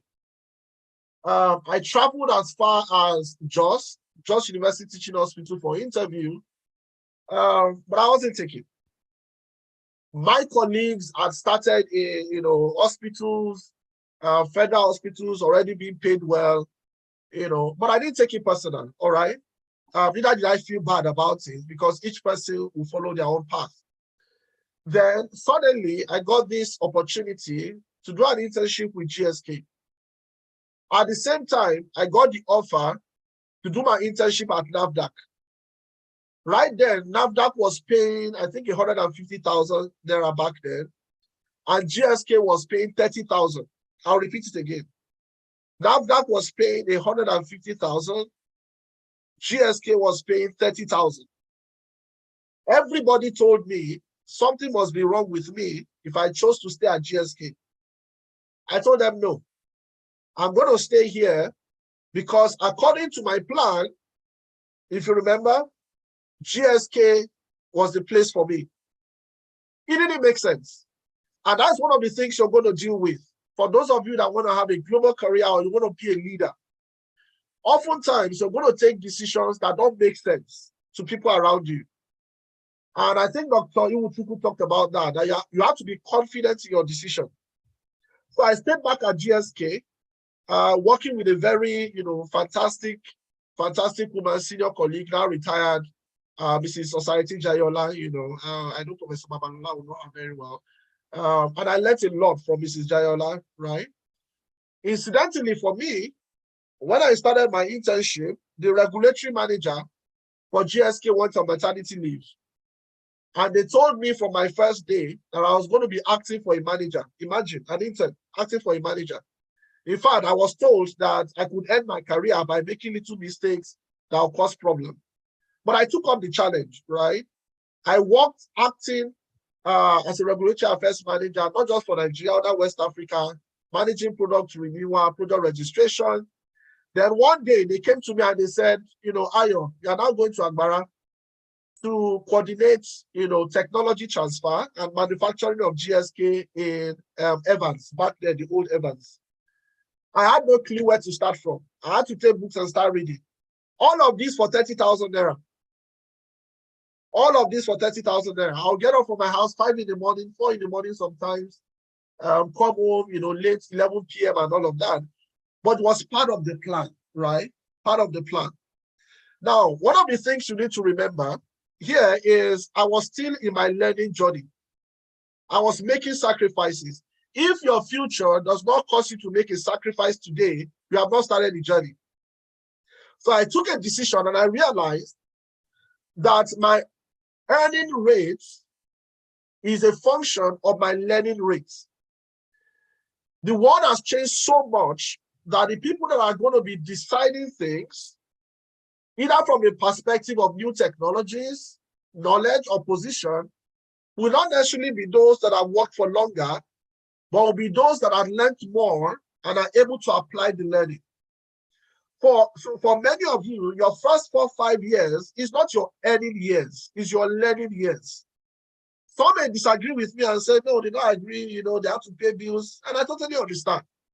But what I'm telling you is that when the decision time comes, and we're in a place where there's a lot to learn for the future, compared to a place where you have to earn today, just know that if you take a decision to sacrifice the future for today's learning, then you're not making the best decision for your life.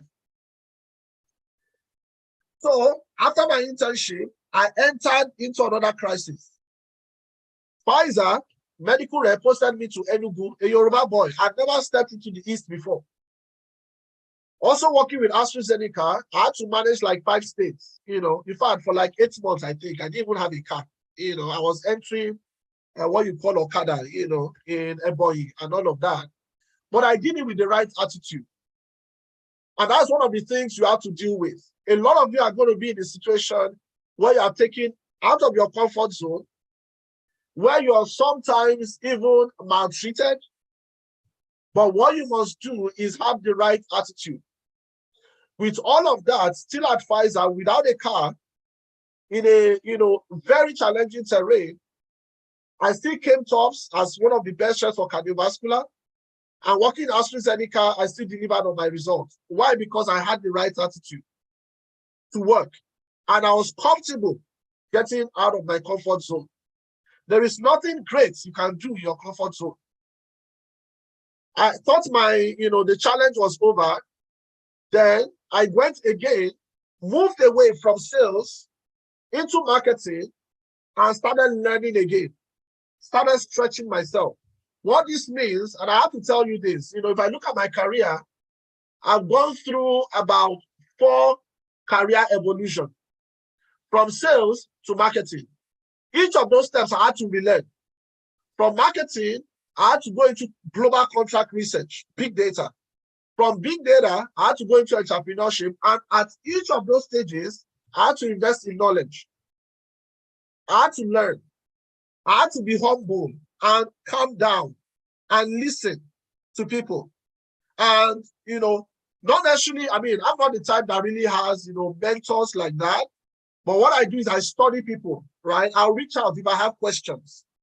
And I learned a lot from them. So I was stressed managing Nigeria for me and Baker as a program manager at NSN. Then I was stretched even further. The job I got with GSK was perhaps one of the most demanding in my life. I'm rounding up now. Number one, the requirement of the job was that I had to have worked for 5 years. I did not work for 5 years. I didn't have the 5 years experience. I was required to have an MBA. I didn't have an MBA. I was required to be able to speak French. I couldn't speak French. I was required to be able to speak Portuguese. I couldn't speak Portuguese. I was required to have managed at least, say, 5 to 10 countries. I had managed none. Yet I applied for the job and I got it. So I had to manage 52 countries, French speaking, Portuguese speaking, yet without all the requirements, so-called that they said. But when I went there, I challenged myself. Yes, there were days that I would have my grade. There were days that, you know, I'll serve myself tea in the morning and I won't see it until 4 p.m. in the evening. It was so uncomfortable. It was so demanding. But somebody will ask me, who sent you? So the path to being a leader, the path to making impact will be such that you have to keep changing. You have to evolve yourself over and over, especially now in the knowledge age. It was easier back then. Some of you will need to go through about 4 career cycles in 10 years. Changing and learning, changing and learning, and changing and learning. If not, you go obsolete so fast. Then when I thought it was over, then I was stressed a bit more. Managing the whole of Europe, Middle East, and Africa based out in London. In geographies I've never been to before, people I've never dealt with before, dealing with senior people in GSK around the world, global office in Pfizer, and all of it. Did I ever think I was qualified? No. But what did I do? I made myself qualified. I studied, I read, and I stressed myself. As I'm going to come to a close, I'm going to talk about some new dynamics you must put in mind, especially within the life sciences. Mind the word I'm using, life sciences. I'm not talking pharmacy. I said life sciences, because pharmacy is one of the practices in life sciences. So we have other colleagues in R&D, we have other colleagues in epidemiology, we have other colleagues in health economics, we have other colleagues in research. So you have to think broader beyond just pharmacy. And in all of those areas I've mentioned, you can function in. When we look within the bigger, wider industry, I won't take a lot of time here, this is a bit advanced. There are different aspects of pharma and life sciences that is evolving beyond the traditional things that we do today, especially for those of you that want to have a global career. For example, at the stage of pre-R&D, which means before the drug even goes into development, then you have the clinical or preclinical stage, you have the regulatory stage, you have the post-approval, and what we call the product life cycle management. For each of these, there are a lot of critical skills that are required, which pharmacists of the future we need to have. For example, in the area of R&D, drug development, talking about market research, talking about big data in terms of secondary data analysis, talking about chemical, biological, and pharmaceutical knowledge, formulation expertise, designs, then not to even talk about clinical trial management. Now, some of these things I'm showing you, I'm talking about this happening in Africa. I'm not talking about the future, I'm talking now. For example, in PBR, which is the company that I founded, we find it really difficult to find pharmacists that have some of these skills. For example, finding pharmacists that have a data science knowledge and can combine that with, data on drugs, for example, understanding WHO ATC classification, ICD-10 classification, SNOMED classification, hard to find. We had to train people ourselves, about 5 pharmacists across 3 countries, to be able to meet up. So there's a lot of gaps out there in terms of knowledge, in terms of skills, that some of you need to start doing a lot of this research to see where you can fit in. I'm happy to share this slide later. If you want to look at some of these areas, and if you have questions, you can reach out to me on LinkedIn. So let me end with these thoughts that I just want to share. And this thought I want to share is that for those that are going to change their industry or make a global impact, is because they are able to manage challenges. In other words, they're able to exercise their potential in the midst of challenges. Sometimes I look at my life and I'm like, let me use the street language. Who sent me work? By the reason of the challenges I have to deal with every day, only in trying to make an impact. For example, we all know, that data is a problem in the pharma industry, not only in Nigeria, in Africa, and it's been there for years.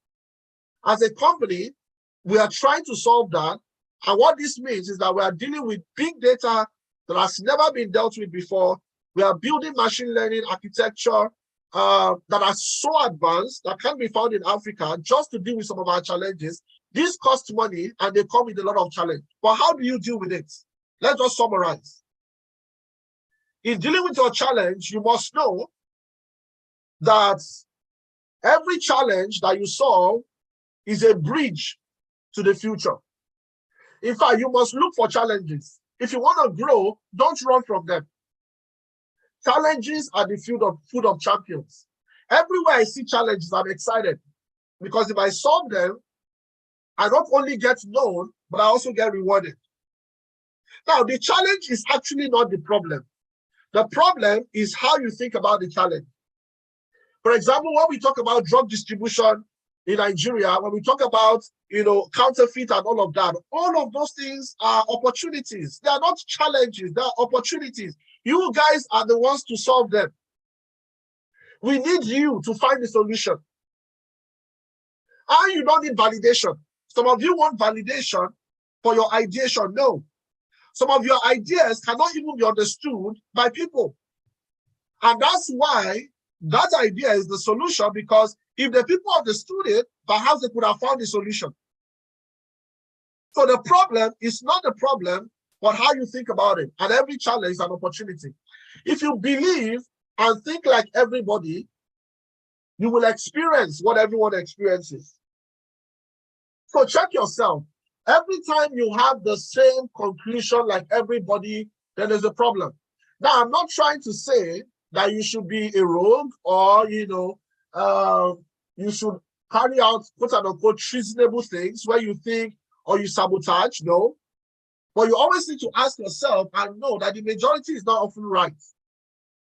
I'm talking to people that want to be in the top 5%. You will need to be comfortable with leaving the pack.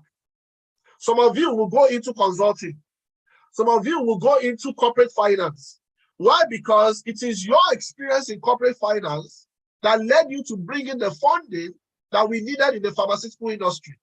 One of the big issues we have today is, for example, manufacturing in terms of APIs. If we had about $2 or $20 million today available on the table, companies would have been able to venture. But how many pharmacies do we have speaking in London where the money is sitting? So you need to think differently to solve existing problems. Then very important, you need to expand your possibilities by changing your mind. Some people's mind is too small, too limited. And how do you expand your mind? Travel, study, network. Travel, study, network. How many times do you even listen to CNN? How many times do you listen to Bloomberg News? How many times do you read, journals like Harvard Business Review? How many times do you read international magazines to expand the capacity of your mind beyond obedience and obedience or whatever? The world is a big place. With all due regards to our politics, think bigger. You cannot be greater than your thoughts. And you cannot grow bigger than your limitations in your mind. So for me, it's a question of what's in your mind today. It's a question of your attitude, your perspective to life. The fact that you must subject yourself to changing your mind, you have to study. Listen, you don't graduate from pharmacy school, no. Pharmacy school continues. You keep learning. You keep learning. In my mind, I'm already thinking, when am I going to do my PhD in entrepreneurship or strategic marketing? Maybe Oxford or Cambridge. I have to keep learning. Then you need to have the right friends. If your friends are average, I won't look too far. Average is around you. Now, I'm not saying that all your friends are going to be exceptional. No, what I'm saying, you must have friends that challenge you. I have some friends in my life, five friends, consistent over the years. One of them scored the highest JAM score in OAU in the history of IFE, 4.96. He works in Bahrain. He's an energy guy. Another one works in, finance in Dubai. Another one is a consultant pathologist. Another one is a consultant O&G in the UK. We all challenge ourselves. If you are the smartest person in the room, change the room. Then you've got to pray. You've got to pray. If you are a Muslim, you've got to pray. If you are a Christian, you've got to pray. If you are a traditionalist, you have to pray. Why? Because even in the business world, they have found out the power of what they call luck. That even for some of the most successful companies, there's an element of luck. In fact, when you do strategic management, there's a part of a company's success that you cannot explain, that even the company itself cannot explain. This means that there's a fourth hand behind every successful career. There's a force that you cannot see. I'm not trying to be philosophical, no. I'm trying to say that there's a supreme being that reigns in the affairs of men. And if you are going to do great things, if you are going to break barriers and boundaries and innovate and all of that, you need to have an inner strength. This inner strength has to be beyond salary. This inner strength has to be beyond food. This inner strength has to be beyond exercise. There must be a way where you manage your fears, your concerns, your uncertainties, where when you wake up in the morning, the day has beaten you, situation has battered you, but you wake up the next morning and you continue. Those strengths are internal and they can only be divine. So I want to encourage you that no matter how far you go, you need God. Focus. Focus. What's the definition of focus? Focus is the ability to know what to say no to and what to say yes to. The job that I take, the ones that I refuse, what I watch on TV, am I just very secular? Am I ordinary? If my mind was a library, what would be the kind of books that they will see in there? What I eat is a function of what my life is going to be. It's going to determine what my life is going to be. So I focus on what I want to read. I focus on what I want to read. I take decisions every day that speak to where I'm going to. I'll round off with this slide. A research was carried out among some of the best leading companies in the world, some of whom you call the Fortune 500 companies. And they realized that within the company, for those that were among the top 10% that were doing extraordinary things and breaking barriers, one of the common factors they noticed about them were that these were people that were grateful. Now, this information, right, I didn't read in any spiritual journal, no. It's a training that I went through in a global company I work for, among the global leaders. We got a contractor to come train us, and they showed us the research. I was blown away that gratefulness breeds greatness. Wherever you are, whatever the job you get, whatever the salary you're paid, be grateful. Be grateful for whatever you go through. And as you become grateful, you see better. You think better. And emotionally, you are stronger to go through your day. So finally, as my final statement here is, whatever is in your mind today and in your heart today, if you keep on to it and hold it for long, and you know how to step out of your comfort zone, you have the right attitude, you maintain the right network, you mind your words, you mind your words, you mind your words. You cannot hear me say negative things. I'm objective, but I'm not negative. Then you keep your eyes on your goal and never believe anything is impossible. Greatness will be normal to you and natural to you. So there are a lot of challenges in the industry today. All of them are opportunities.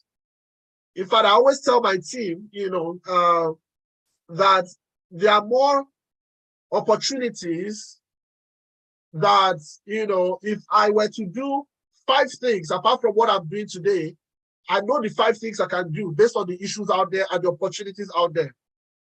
So the world is yours. The world is a big place, and is out there for you to take. But it depends on you, and nothing can stop you. So I'm going to take questions. I hope I've kept the time. I've not been able to track this. I'm happy to take questions. And if you want to reach out to me, you have other questions after this, please feel free to reach out to me on LinkedIn. Just search for my name, and I'll be more than happy to connect with you. Thank you very much, sir. That was really impactful. Thank you so much. My notepad is really full with a whole lot, from you talking about never allowing our immediate condition to decide our future condition, to leadership, to communication, to negotiation, that I've always really thought about, because it takes a whole lot to be a good negotiator. You talking about your journey to friendship. Thank you so much. Thank you so much. Thank you very much, sir. That was an impactful one. Thank you, sir. Does anybody have any question for Famayodiji? Anybody? While people are preparing their questions, just permit me to share some of my own key takeaways. Okay. I think I had so many light bulb moments listening to him. So insightful, really. And I like what he said about him saying if he had been asked how he was going to do those things that he aspired to do, when he was quite younger, he would have said he didn't know. Many of us are scared of saying, I don't know. We feel like we are in the wrong place when we don't know. And I think this is a charge to us to be comfortable with uncertainty, because you don't necessarily need to have everything figured out right now where you are. It's okay to be uncertain regarding certain things. And indeed, clarity comes in stages, because as you know, you do better. As you know better, you do better. As you know better, you do better. And then you grow gradually through that. And I like what he said about if your future doesn't cause you to make sacrifices, then you've not started the journey. We are in a stage where many people really want to be able to get everything figured out, financially. They want a job that is well paying. I know there are bills, right? And there's a lot that we need money for, but sometimes we've got to make sacrifices. For instance, after graduating from school, after my internship, I volunteered for about 4 months unpaid, because I knew what I could learn from the company where I went to volunteer. I realized that I wanted to learn. I wanted to gain knowledge. Internship period is a time where you get paid a lot of money. Some people, save to do some other things, maybe buy a car, buy stuff, whatever. Thankfully, I had saved during my internship, and that money helped me to survive during that period of unpaid internship. So sometimes we've got to make sacrifices. My first job, I never even asked for it. I was offered because they had seen that, oh, this lady delivers value. So sometimes what you need to be able to access some opportunities that you desire really is to be able to show that you can offer value, making sacrifices, volunteering, showing up, even if you're not getting the best of offerings at that point in time. But really just showing up and showing that, yes, you're willing to play your part. Right. And I also liked what you said about career evolution. So good, so beautiful. And we saw something similar with Dr. Otito Iwuchukwu, who had gone to work at Accenture, and then she came back to pharmacy, came back to academia. Beautiful. Similar to my CEO, for example, I know many of you know her, pharmacist Abimbola Adebakin of Advantage Health Africa. She also moved completely out of pharmacy, worked with Accenture as well, worked with FITC, worked with the Tony Elumelu Foundation. I would have wondered, is this person even serious at all? But it's so beautiful because the experiences she garnered across the non-pharmacy industries, the non-pharmaceutical industries, she was able to transfer that knowledge to healthcare, doing amazing things, making things happen, building innovative solutions right in pharma, right in healthcare. So I want us to begin to expand our knowledge and see that really different paths can lead to the same destination, right? So it doesn't matter where you're starting from or where you are at this time. Begin to pick up lessons along the journey, wherever you move. And I also like what you said. Okay, so one of the things you said, sir, was there was a role that required you to learn languages, but you didn't even have the full qualifications. Yes, yet you were bold enough to apply. Some of us want to wait till the perfect time. Oh, I'm not qualified, I wouldn't do this. Oh, I'm not qualified, I wouldn't do this. But you chose to show up, you chose to apply, and you got the opportunity. However, I think that we're also in an age where we've got to also position ourselves strategically by getting some added skills, like languages. Some of us may not always be lucky, right, to get certain opportunities, even if we are not totally qualified. So this is also a call, really, especially if you aspire to a global role. You want to work across continents, right? I think that learning languages will definitely be good for us. I have decided I will learn French. I need to be serious about learning my French.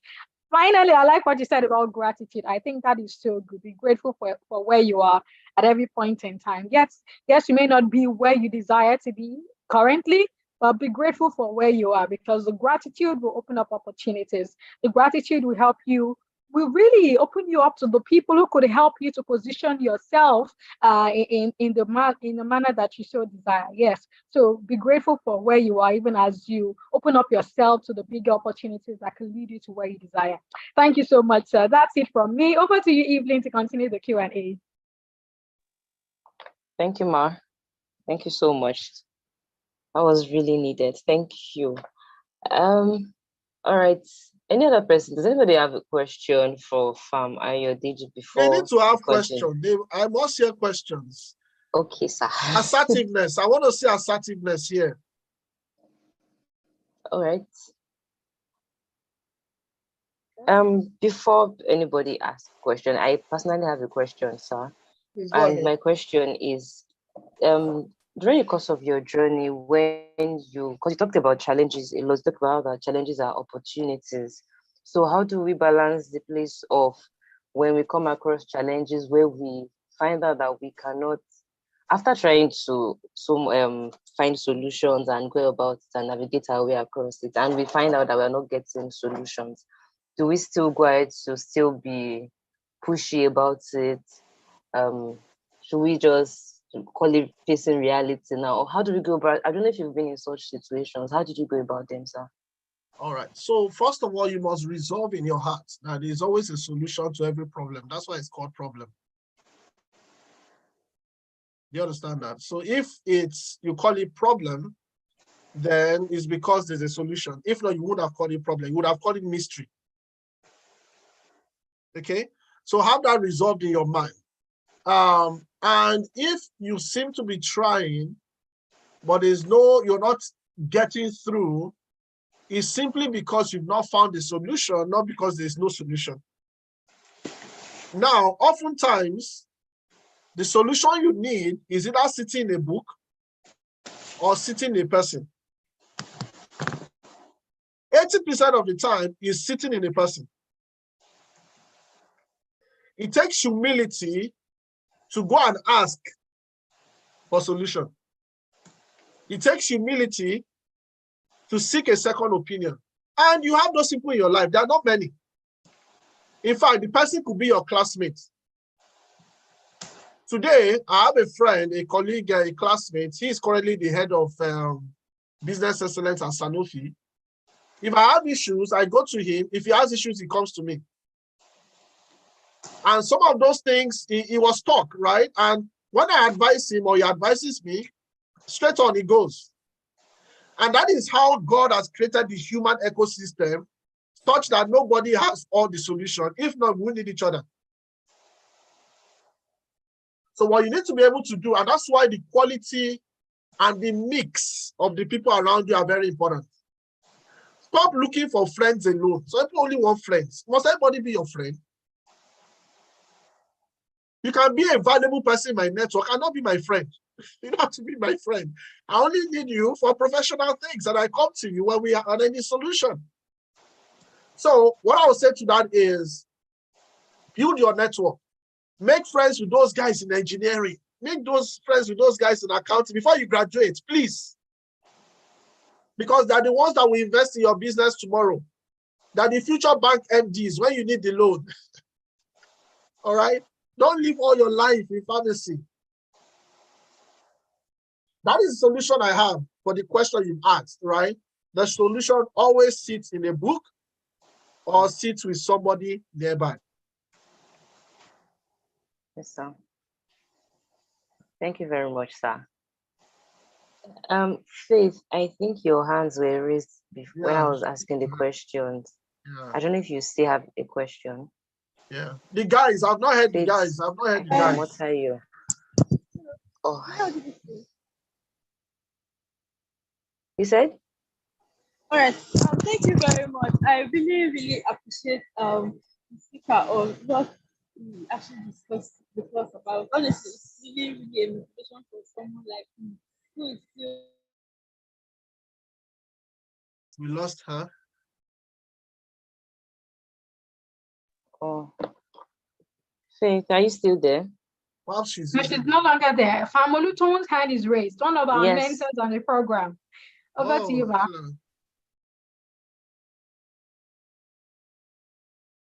Please go ahead, Fam. You need to unmute. I think you're muted. Okay, thank you. Thank you, Pharma Incubation. Thank you. It's as if you were talking to me all through. So I have a question. Thank you so much. It was really insightful. I have a question, and I'm hoping that it's also in the mind of some other people here on the discussion. Now, you know, as pharmacists, I have also experienced it, and I've spoken to some people, and I see this as a trend. As a pharmacist, you know, our training is so broad, and it's very interesting to see that when pharmacists come out of school, if they are not into community or retail or manufacturing, they go into so many other places. But now, people on this discussion, they might be thinking that they have so many talents, so to speak. How do they now fine-tune it, or rather streamline it such that they know that they will just follow this particular talent, having gone through all the process and thought about it, researched about it, and then they are just confused in a way that, okay, what should I actually focus on? I don't want to go into community. I don't want to go into manufacturing. What should I focus on? I have so many talents. Maybe I like maybe interior design. I like maybe cosmetic, skincare. What should I focus on? How do I streamline it, and how do I make best use of what I feel is within me? How do I make it happen? Yeah, great question. You know, in as pharmacists, we have this it's a multi-talent syndrome.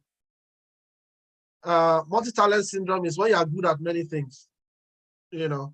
And I'll give a practical example. When I did my internship at GSK, I did so well, you know, in the regulatory departments. When I went to serve NYSC, my last 2 months to go at the NYSC, they called me from GSK and said they have a position for me to be regulatory officer, other West Africa. They said I didn't need to go through interview. I should just come and start, you know. So I came to Lagos. I went to the office there to see the MD of GSK. And I said, I'm sorry, sir, I'm going to turn it down. I mean, that was a hard decision to make. I was talented at it. I was good at it. Free job, travel to Ghana, other West Africa. But I chose not to do it, but rather to go to somewhere in Enugu. I've been driving car up and down. So how did I decide on that? Now, people take career decision and look at only one variable. That's the reason why they miss it. You need to look at multiple variables. The first variable is future.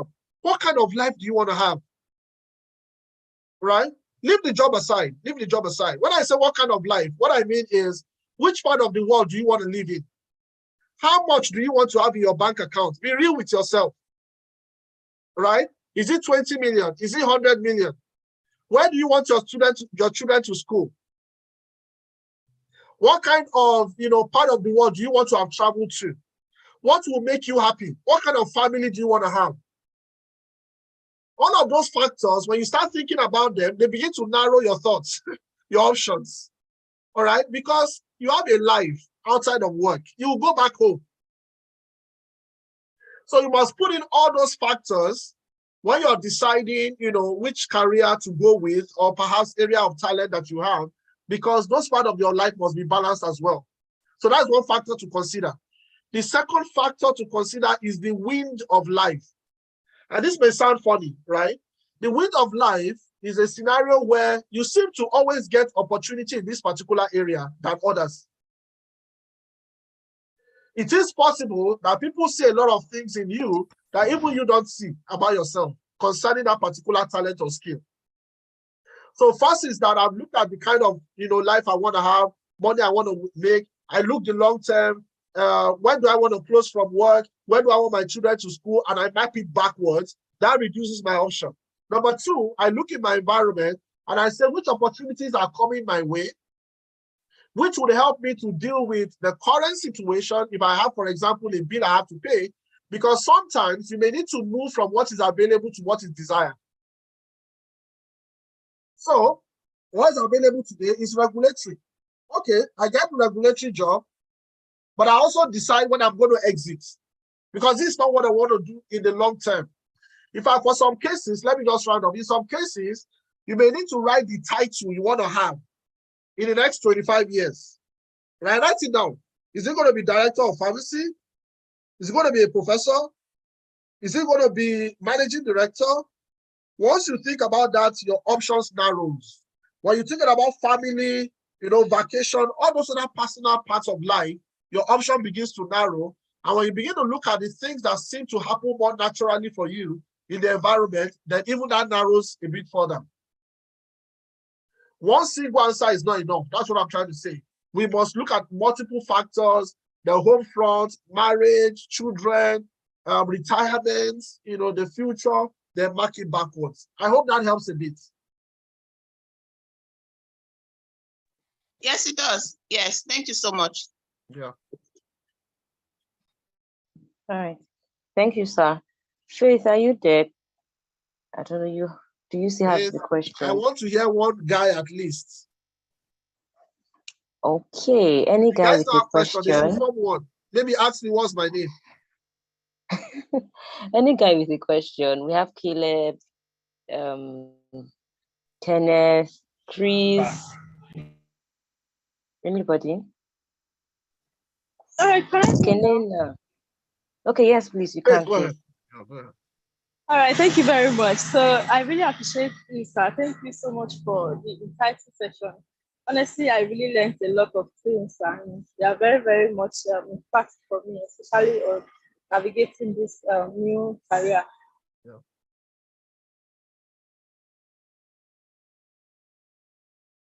Please go ahead, Faith. Okay. I think Faith is having network issues. Yeah. Farida, your hands are raised. Yeah, Farida, you can please go ahead. Yes, thank you. Thank you so much, sir.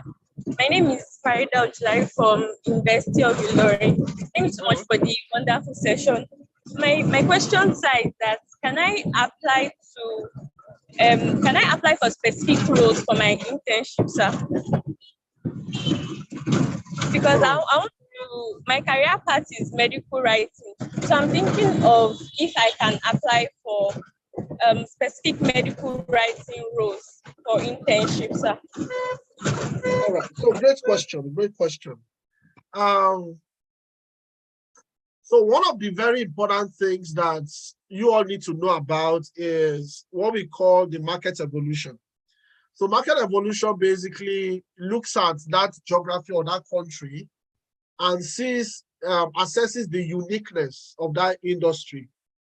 For example, if you look at developing countries, Developing countries are more of Africa, a few part of Asia. And what's unique about this part of the world is there's a high out-of-pocket spending, which means that patients actually buy the drugs themselves, and health insurance is not so strong. However, if you look at other parts of the world, like some part of the Middle East, North America, Europe, and in the UK, health insurance is almost 100%, right? Whilst in some cases, like the US, there's a lot of private insurance and healthcare is quite costly.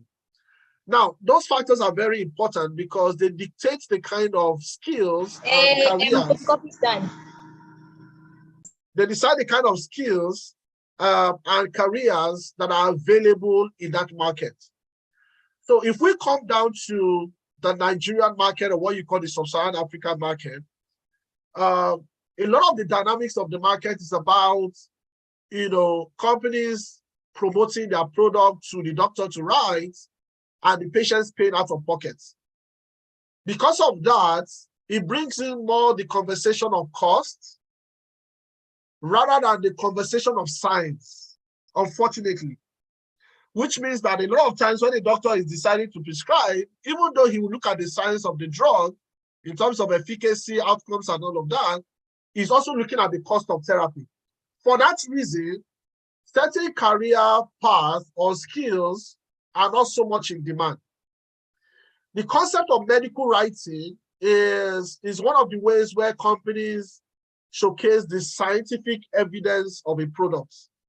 But the Nigerian market is not so driven just by science, it's driven also by the economics. So what that means is that you may not be able to find easily those roles of medical writing. If I can tell you that in Nigeria, maybe the only department that does something similar to medical writing will be medical departments, which you find only in multinationals. So multinationals, in this case, GSK, Pfizer, and all of that, if they offer internships, then you can request with your preceptor, right? I think that's what it's called. Your preceptor in the company to post you to medical departments. When I did my internship with GSK, that was what I did, right? I wrote out all the departments I wanted to work, and I negotiated with my boss to please make it happen. So people don't do that when they do internship, and they don't learn a lot because they don't do that. So to answer your question, you are not going to find, a place where you can say you want to do medical writing, but within the corporate pharma, and especially the multinationals, you may be able to find similar exposure in medical departments. Even for them, a lot of the medical writing is not in Europe, but at least you can get some exposure there. Now, that doesn't mean you should put away your dream of going into medical writing. It just shows that those kind of skills are needed more in certain more developed markets, and not so much in Africa, at least for now.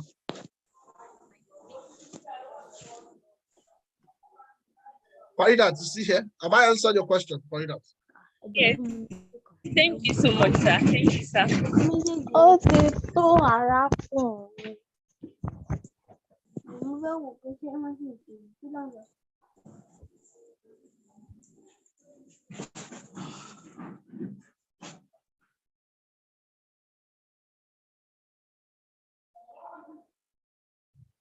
Is our anchor okay. now? Okay. All right, sir. Thank you so much, sir. Thank you very much. So, guys, I know that you've learned a whole lot today. Please feel free to follow Farm Ayo Alaro on LinkedIn. Follow Dr. Otito Ewuchukwu on LinkedIn as well. Follow Professor Chinedum Babalala on LinkedIn as well. This has been a very, very, very, very insightful conversation so far. Follow Pharma Incubation Hub on LinkedIn and Instagram as well. All right, so I think now is a good time to even hear from some of our alumni. I see some of our alumni here, and they've chosen to be a part of this closing ceremony. Shout out to all of them who have chosen to be here. I'll yield the floor to one of our alumni who will share with us how the graduating students can build on their experiences. Faith, I know your network was unstable some minutes ago. I'm not sure if it's currently stable. Are you able to speak, Faith? Is my audible now? Yes, we can hear you. Go on. All right, thank you very much. Thank you so much, Taiwo, for giving me this privilege to get to talk about my experiences after PIH. I was an alumni of the program in 2020, and honestly, I am just very happy that I have the opportunity to even listen to the guest speaker for today. So basically, on my experience after PIH graduation 2020, that's really been a fantastic one, honestly, I must say. And I love the fact that even most of the guest speakers today actually made mention to the fact that we keep learning. You know, the discovery is not something of a day. We keep on improving ourselves, and this is something that I would say that PIH has actually given to me as a mentee. I was Adeola Bamishayo was my mentor then, and she really helped me and assisted me in navigating what my major interest was when I was an mentee. And trust me, it has been so amazing. And I love that PIH has also helped me to be more intentional about my career, especially this personal, professional development. It has really been a wonderful time. You know, PIH has become a family where people come to share their wins, people come to share what it is they are facing. We get to talk about some real life issues even on the alumni platform. So this is one thing I would actually say that PIH has also helped me to achieve over the time. And I would also love to say that to the mentees that are actually graduating today, this is really a time to really utilize your network very well, because I can say that for a fact that so many opportunities that actually came my way after our program, actually some of them came from my fellow mentees, because they get to call you for research collaboration, they get to share opportunities with you, they get to even discuss even life with you. I know some if someone like Amuchile Olayemi, she actually became my sister even after PIH. That's just because PIH, I actually met her on PIH, but today she has actually become one of the best connections I ever had. And I would love to say that if this is a place to really build good network for yourself, if I want to do something now in a different university, I know what to do. And I can also say that so many recommendations has actually come even through my activities on PIH. I can say that mentorship on PIH really gave me so much clarity.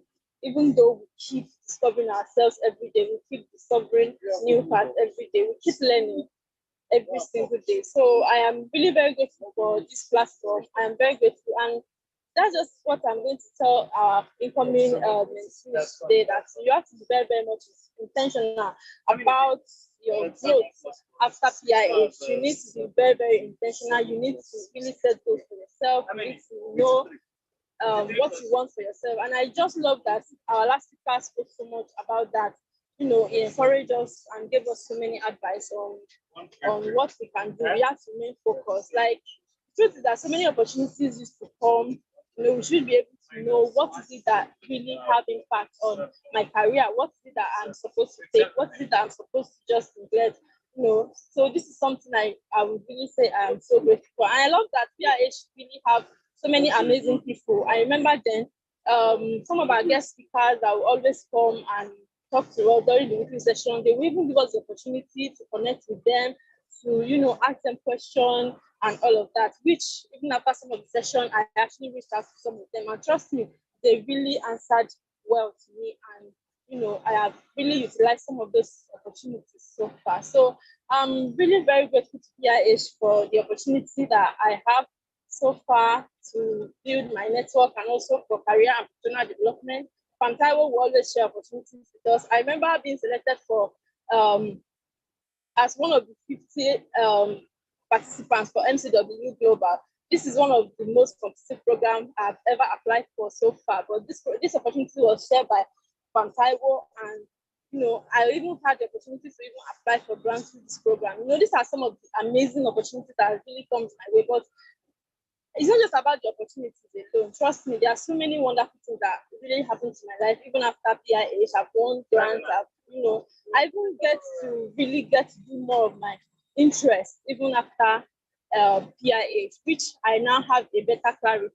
Even though, like I said, the clarity still begins even after PIH. But trust me that the mentorship platform so far has really been a wonderful one, which I have really utilized. And I remember there was one hackathon I went for. It was the notes I actually jotted during the PIH session. I think there was someone that took us on design thinking or something that I actually took to University of Lagos.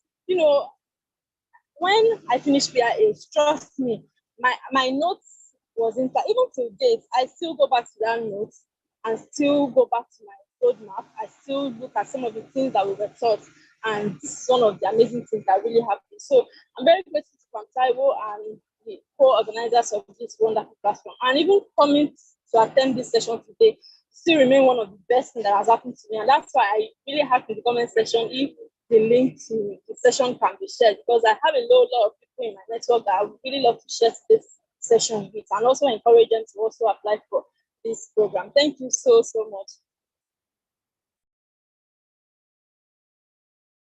So good, so good, so good. That's the benefit of being an alumnus of PIH, and all the graduating mentees will definitely be joining the alumni community after today. See, your engagement with PIH doesn't end today. In fact, it's the beginning of a lifelong relationship where you can engage even with previous alumni of previous cohorts, continue to share ideas together, continue to share opportunities together, and continue to grow together. And hopefully mentor mentees in subsequent cohorts of Pharma Incubation Hub. I see another alumnus here, Chukwemeka Wachia. Are you able to speak just to share briefly your own experience so far post Pharma Incubation Hub?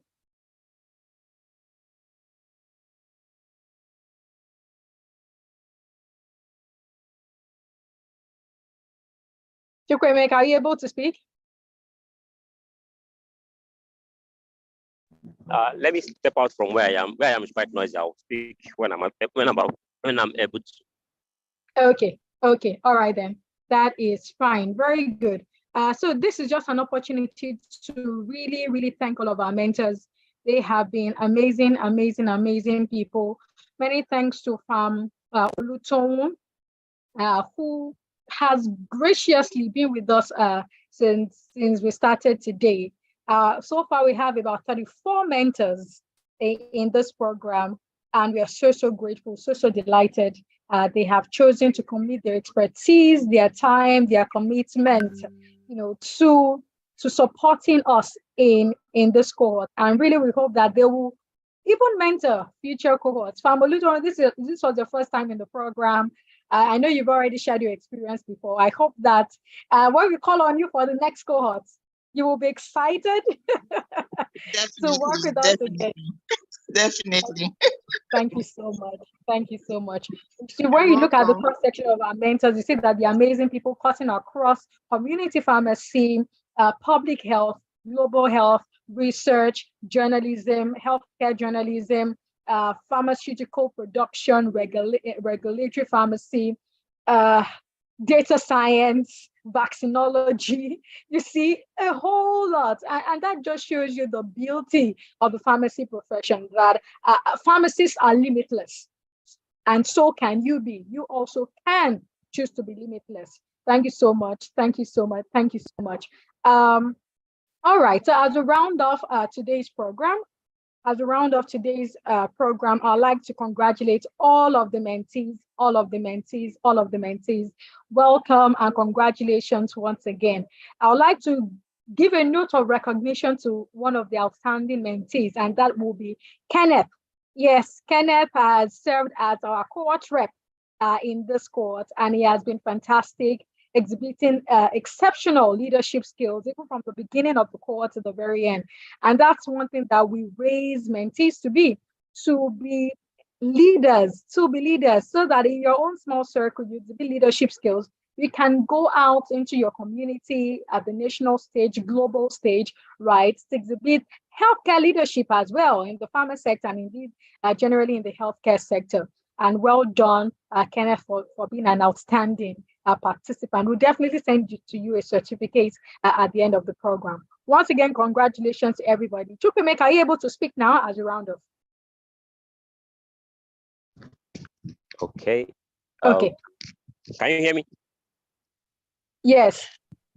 Okay. Good evening, everyone, and it's a pleasure being here.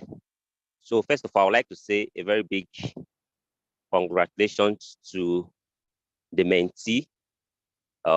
It's been quite a long journey, starting from the application stage up to this moment. So I want to say a very big congratulations. So post-graduation from the Pharma Incubation Hub, Pharma Incubation Hub has really given me that avenue to be a very good, like it has made me stand out among my peers, even in school, yeah, even as a student of pharmacy, final year student of pharmacy. Like I've participated in so many activities that I didn't see myself participating just because of the lessons learned from Pharma Incubation Hub, even with networks too, networks that Pharma Incubation has given me. I've been able to leverage on all these networks, and they have yielded fruit so far. Yes, in Pharma Incubation Hub, I was able to publish an article in a research journal, and that I see is a big plus. So I'll use this medium to encourage all those graduating today. It's not easy. So I'll encourage everyone to put in all that has been learned into practice, all that has been learned from this cohort into practice, and as well contribute to the growth of Pharma Incubation Hub. I was able to participate in the review of the applications, that is this cohort application, and I must say I learned a lot. I was really happy with myself while participating in the review and also conducting interviews to most participants. And I must say the experience was worthwhile. So without wasting much time, I encourage everyone to leverage on all that has been learned from the cohort, and I believe the sky will surely be our limits. Thank you. So good, so good, so good. Thank you so much. Thank you so much. That's true, right? It was a very competitive experience. We had the interview stage. I think this year was the first time we had the interview stage, in fact. And that was very interesting. So as alumni, you play a part in the selection of subsequent cohorts, right? So when we put out the call for applications, ensure that you apply, and hopefully you can also play your part in raising future cohorts of mentees in Pharma Incubation Hub. All right. Thank you so much, everybody. I think I'll give Kenneth an opportunity to share the closing remarks on behalf of everybody. Over to you, Kenneth. Okay, yeah. Good evening from Taiwan, and good evening to the speakers. Can you hear me? Yes. Okay. Okay. Just like I said in the mentorship feedback form, that PIH changed my life. It's been quite an amazing journey over the last few months, getting into PIH mentorship. Um, my life totally changed because it was during this PIH that my name and some other people, even someone, a past mentee, our name appeared in the national newspaper because we won a global competition courtesy of the guidance that we received from PIH. And even while in PIH, I was also linked to so many other opportunities because even while in PIH, I got into PSN YPG research mentorship program, into effective altruism and many other mentorship programs. And all of them were courtesy of the knowledge and everything that I was able to learn from PIH. So I think PIH opened doors to numerous opportunities from us. And luckily, most of us were able to tap into that.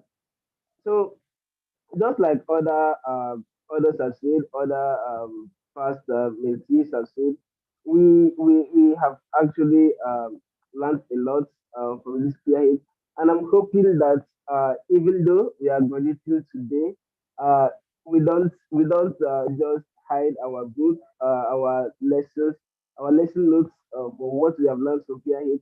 I hope that is something that we revisit and put into practice in our daily lives. And even though it's ending today, it's not actually ending because we still have like that connection, still keep that connection ablaze. And wherever there's an opportunity, we see opportunity, we keep sharing to one another, connecting one another to numerous opportunities. And believe me, before we know it, we will reach the global levels of our speakers today.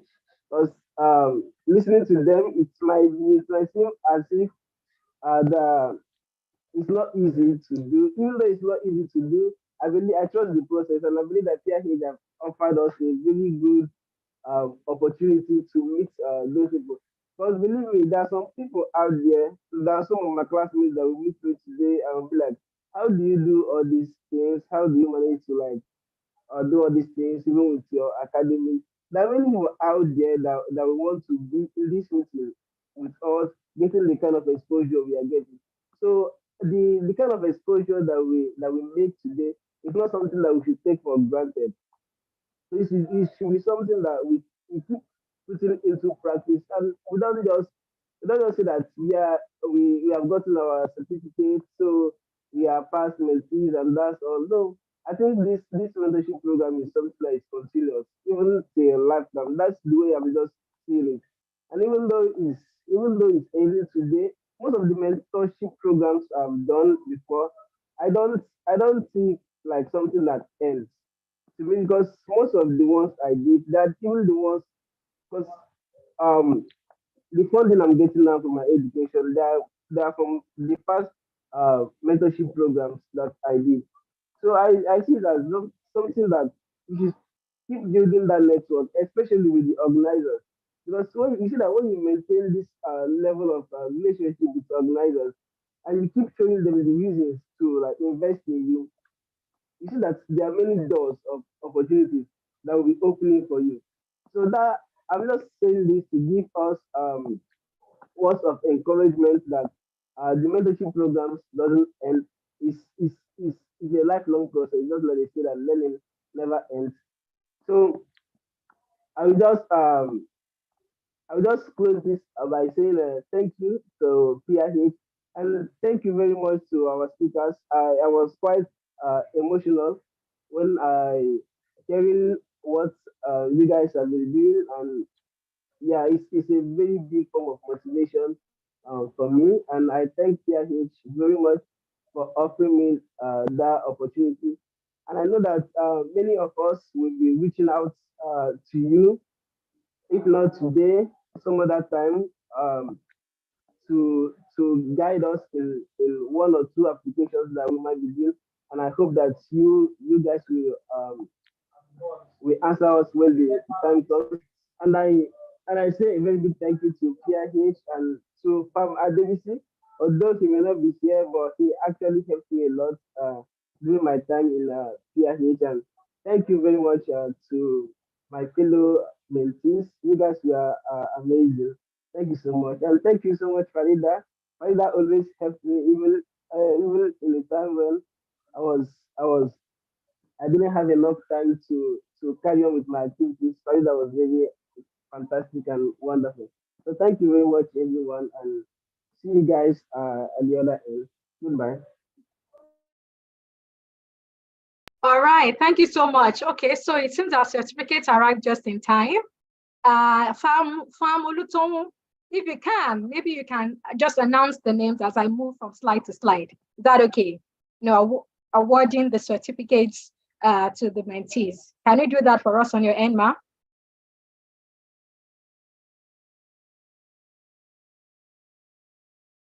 Kamoluton, are you able to speak? Yes, I'm here. Okay, fantastic. Yes, I'm here. I can see. Over to you. Take it away. Okay.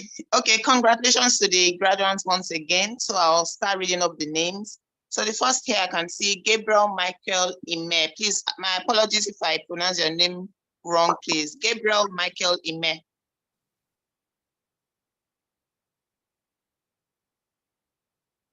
Onyema Caleb Unzubechi. I'm so sorry, please. Fantastic. You're doing well, Ma. All right. Congrats to you, Caleb. Thank you, Ma. Okay. Dignity. As a please, someone should help me. Please, Taiwo, please. Dignity. Well done. Congrats, Thank Dignity. you.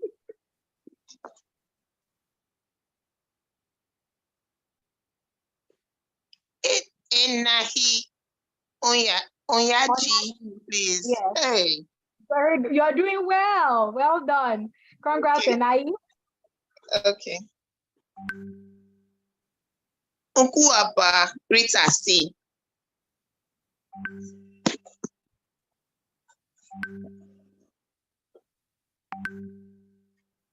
Kenneth C. Egu. Yes, our cohort rep. Congrats, Kenneth. Yes, congrats. Congratulations, Umkia O. Abdusalam. Congratulations. Ifunaya, I'll know this one. Ifunaya Mary Ann Onya, congratulations. Thank you, Ma. Thank you, Ma. Congratulations. Nora Ujunwa Ugwani, congratulations. My apologies for the name, please. Chidima Daniela Arachi, congratulations. Esther Ogochukwu Eima, congratulations. Alimat Ayomide Bello, congratulations. Ayomikun Wasilat Fetuga, congratulations. Congrats. By the way, Ayomide made these designs. She made the Wow. certificates, the flyers, wow. all our designs in the cohort from the beginning. Congratulations. The flyers for invitation. Wow. Well done, Ayomiku, and thank you so Well much done. for volunteering your services. Thank you. Well done. Very beautiful. Congratulations, Miracle Kewe Mekako, sorry. Kenena Chidindu Azogwa. I'm so sorry, please, for the name, please. Wahala. Thank you, Ma. Bashiruddin Okweyemi, congratulations. Thank you. Anthony Uche Ume, congratulations. Congrats. Thank you. Olufumilayo Odunsanya, congratulations. Aderonke Adejuwon, congratulations. Congrats, you guys. Congrats. Well done. Deborah Evelyn Elake, congratulations. Mesoma Uzoma, congratulations. Very beautiful names. I'm so sorry, I can't pronounce some. It's fine. You're doing well. Osegali, congratulations. Fain Foluwa Victoria Alade, congratulations. Congrats. Abdulatif Riwadala Bola Kale. I'm so sorry, please. Congratulations. All right. Thank you. Virtue Augustine Uko, congratulations. Zena Bala Uma, congratulations. Peace Oluwashemilore Akindele, congratulations. Congrats, everybody.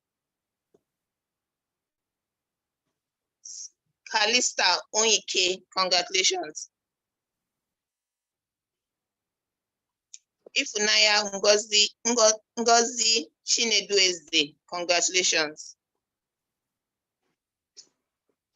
Chukwu Nenye Christopher Azubike, congratulations. Faridat Folake Ojulari, congratulations.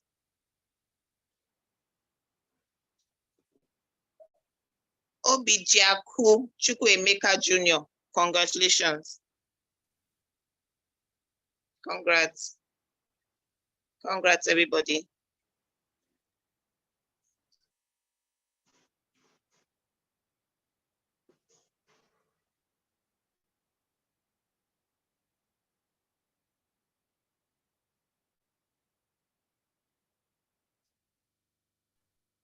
Thank you so much, Ma. Thank you so much. Thank you, Taiwo. Thank you for the opportunity. I'm so sorry, everyone. Please, if I not pronounce your name properly, please. You have done a good job. You have done a good job. You have done a good job. Congrats, everybody. Congrats, everybody. I see all of the applauses in the chat section. You all deserve this, and I can only hope that you will go on to build on this opportunity that you have, leveraging all of the experiences that you have garnered in Pharma Incubation Hub. Thank you so much to everyone who volunteered in the course of the program. Faridat, Kenneth, Ifunaya, Ayomikun, thank you so much. Evelyn, all of those who moderated sessions in the course of the program, right? Phenomenal. Thank you so much. And please, when it's time for the call for applications for cohort 5, please put the word out there and spread the word to pharmacy schools across Nigeria. Let them join us, right?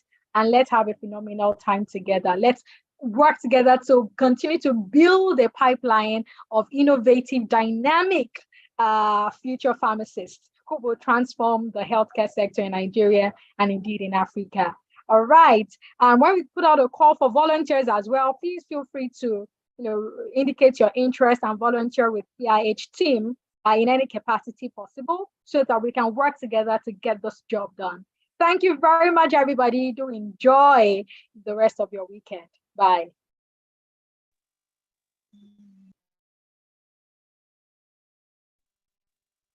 Thank you.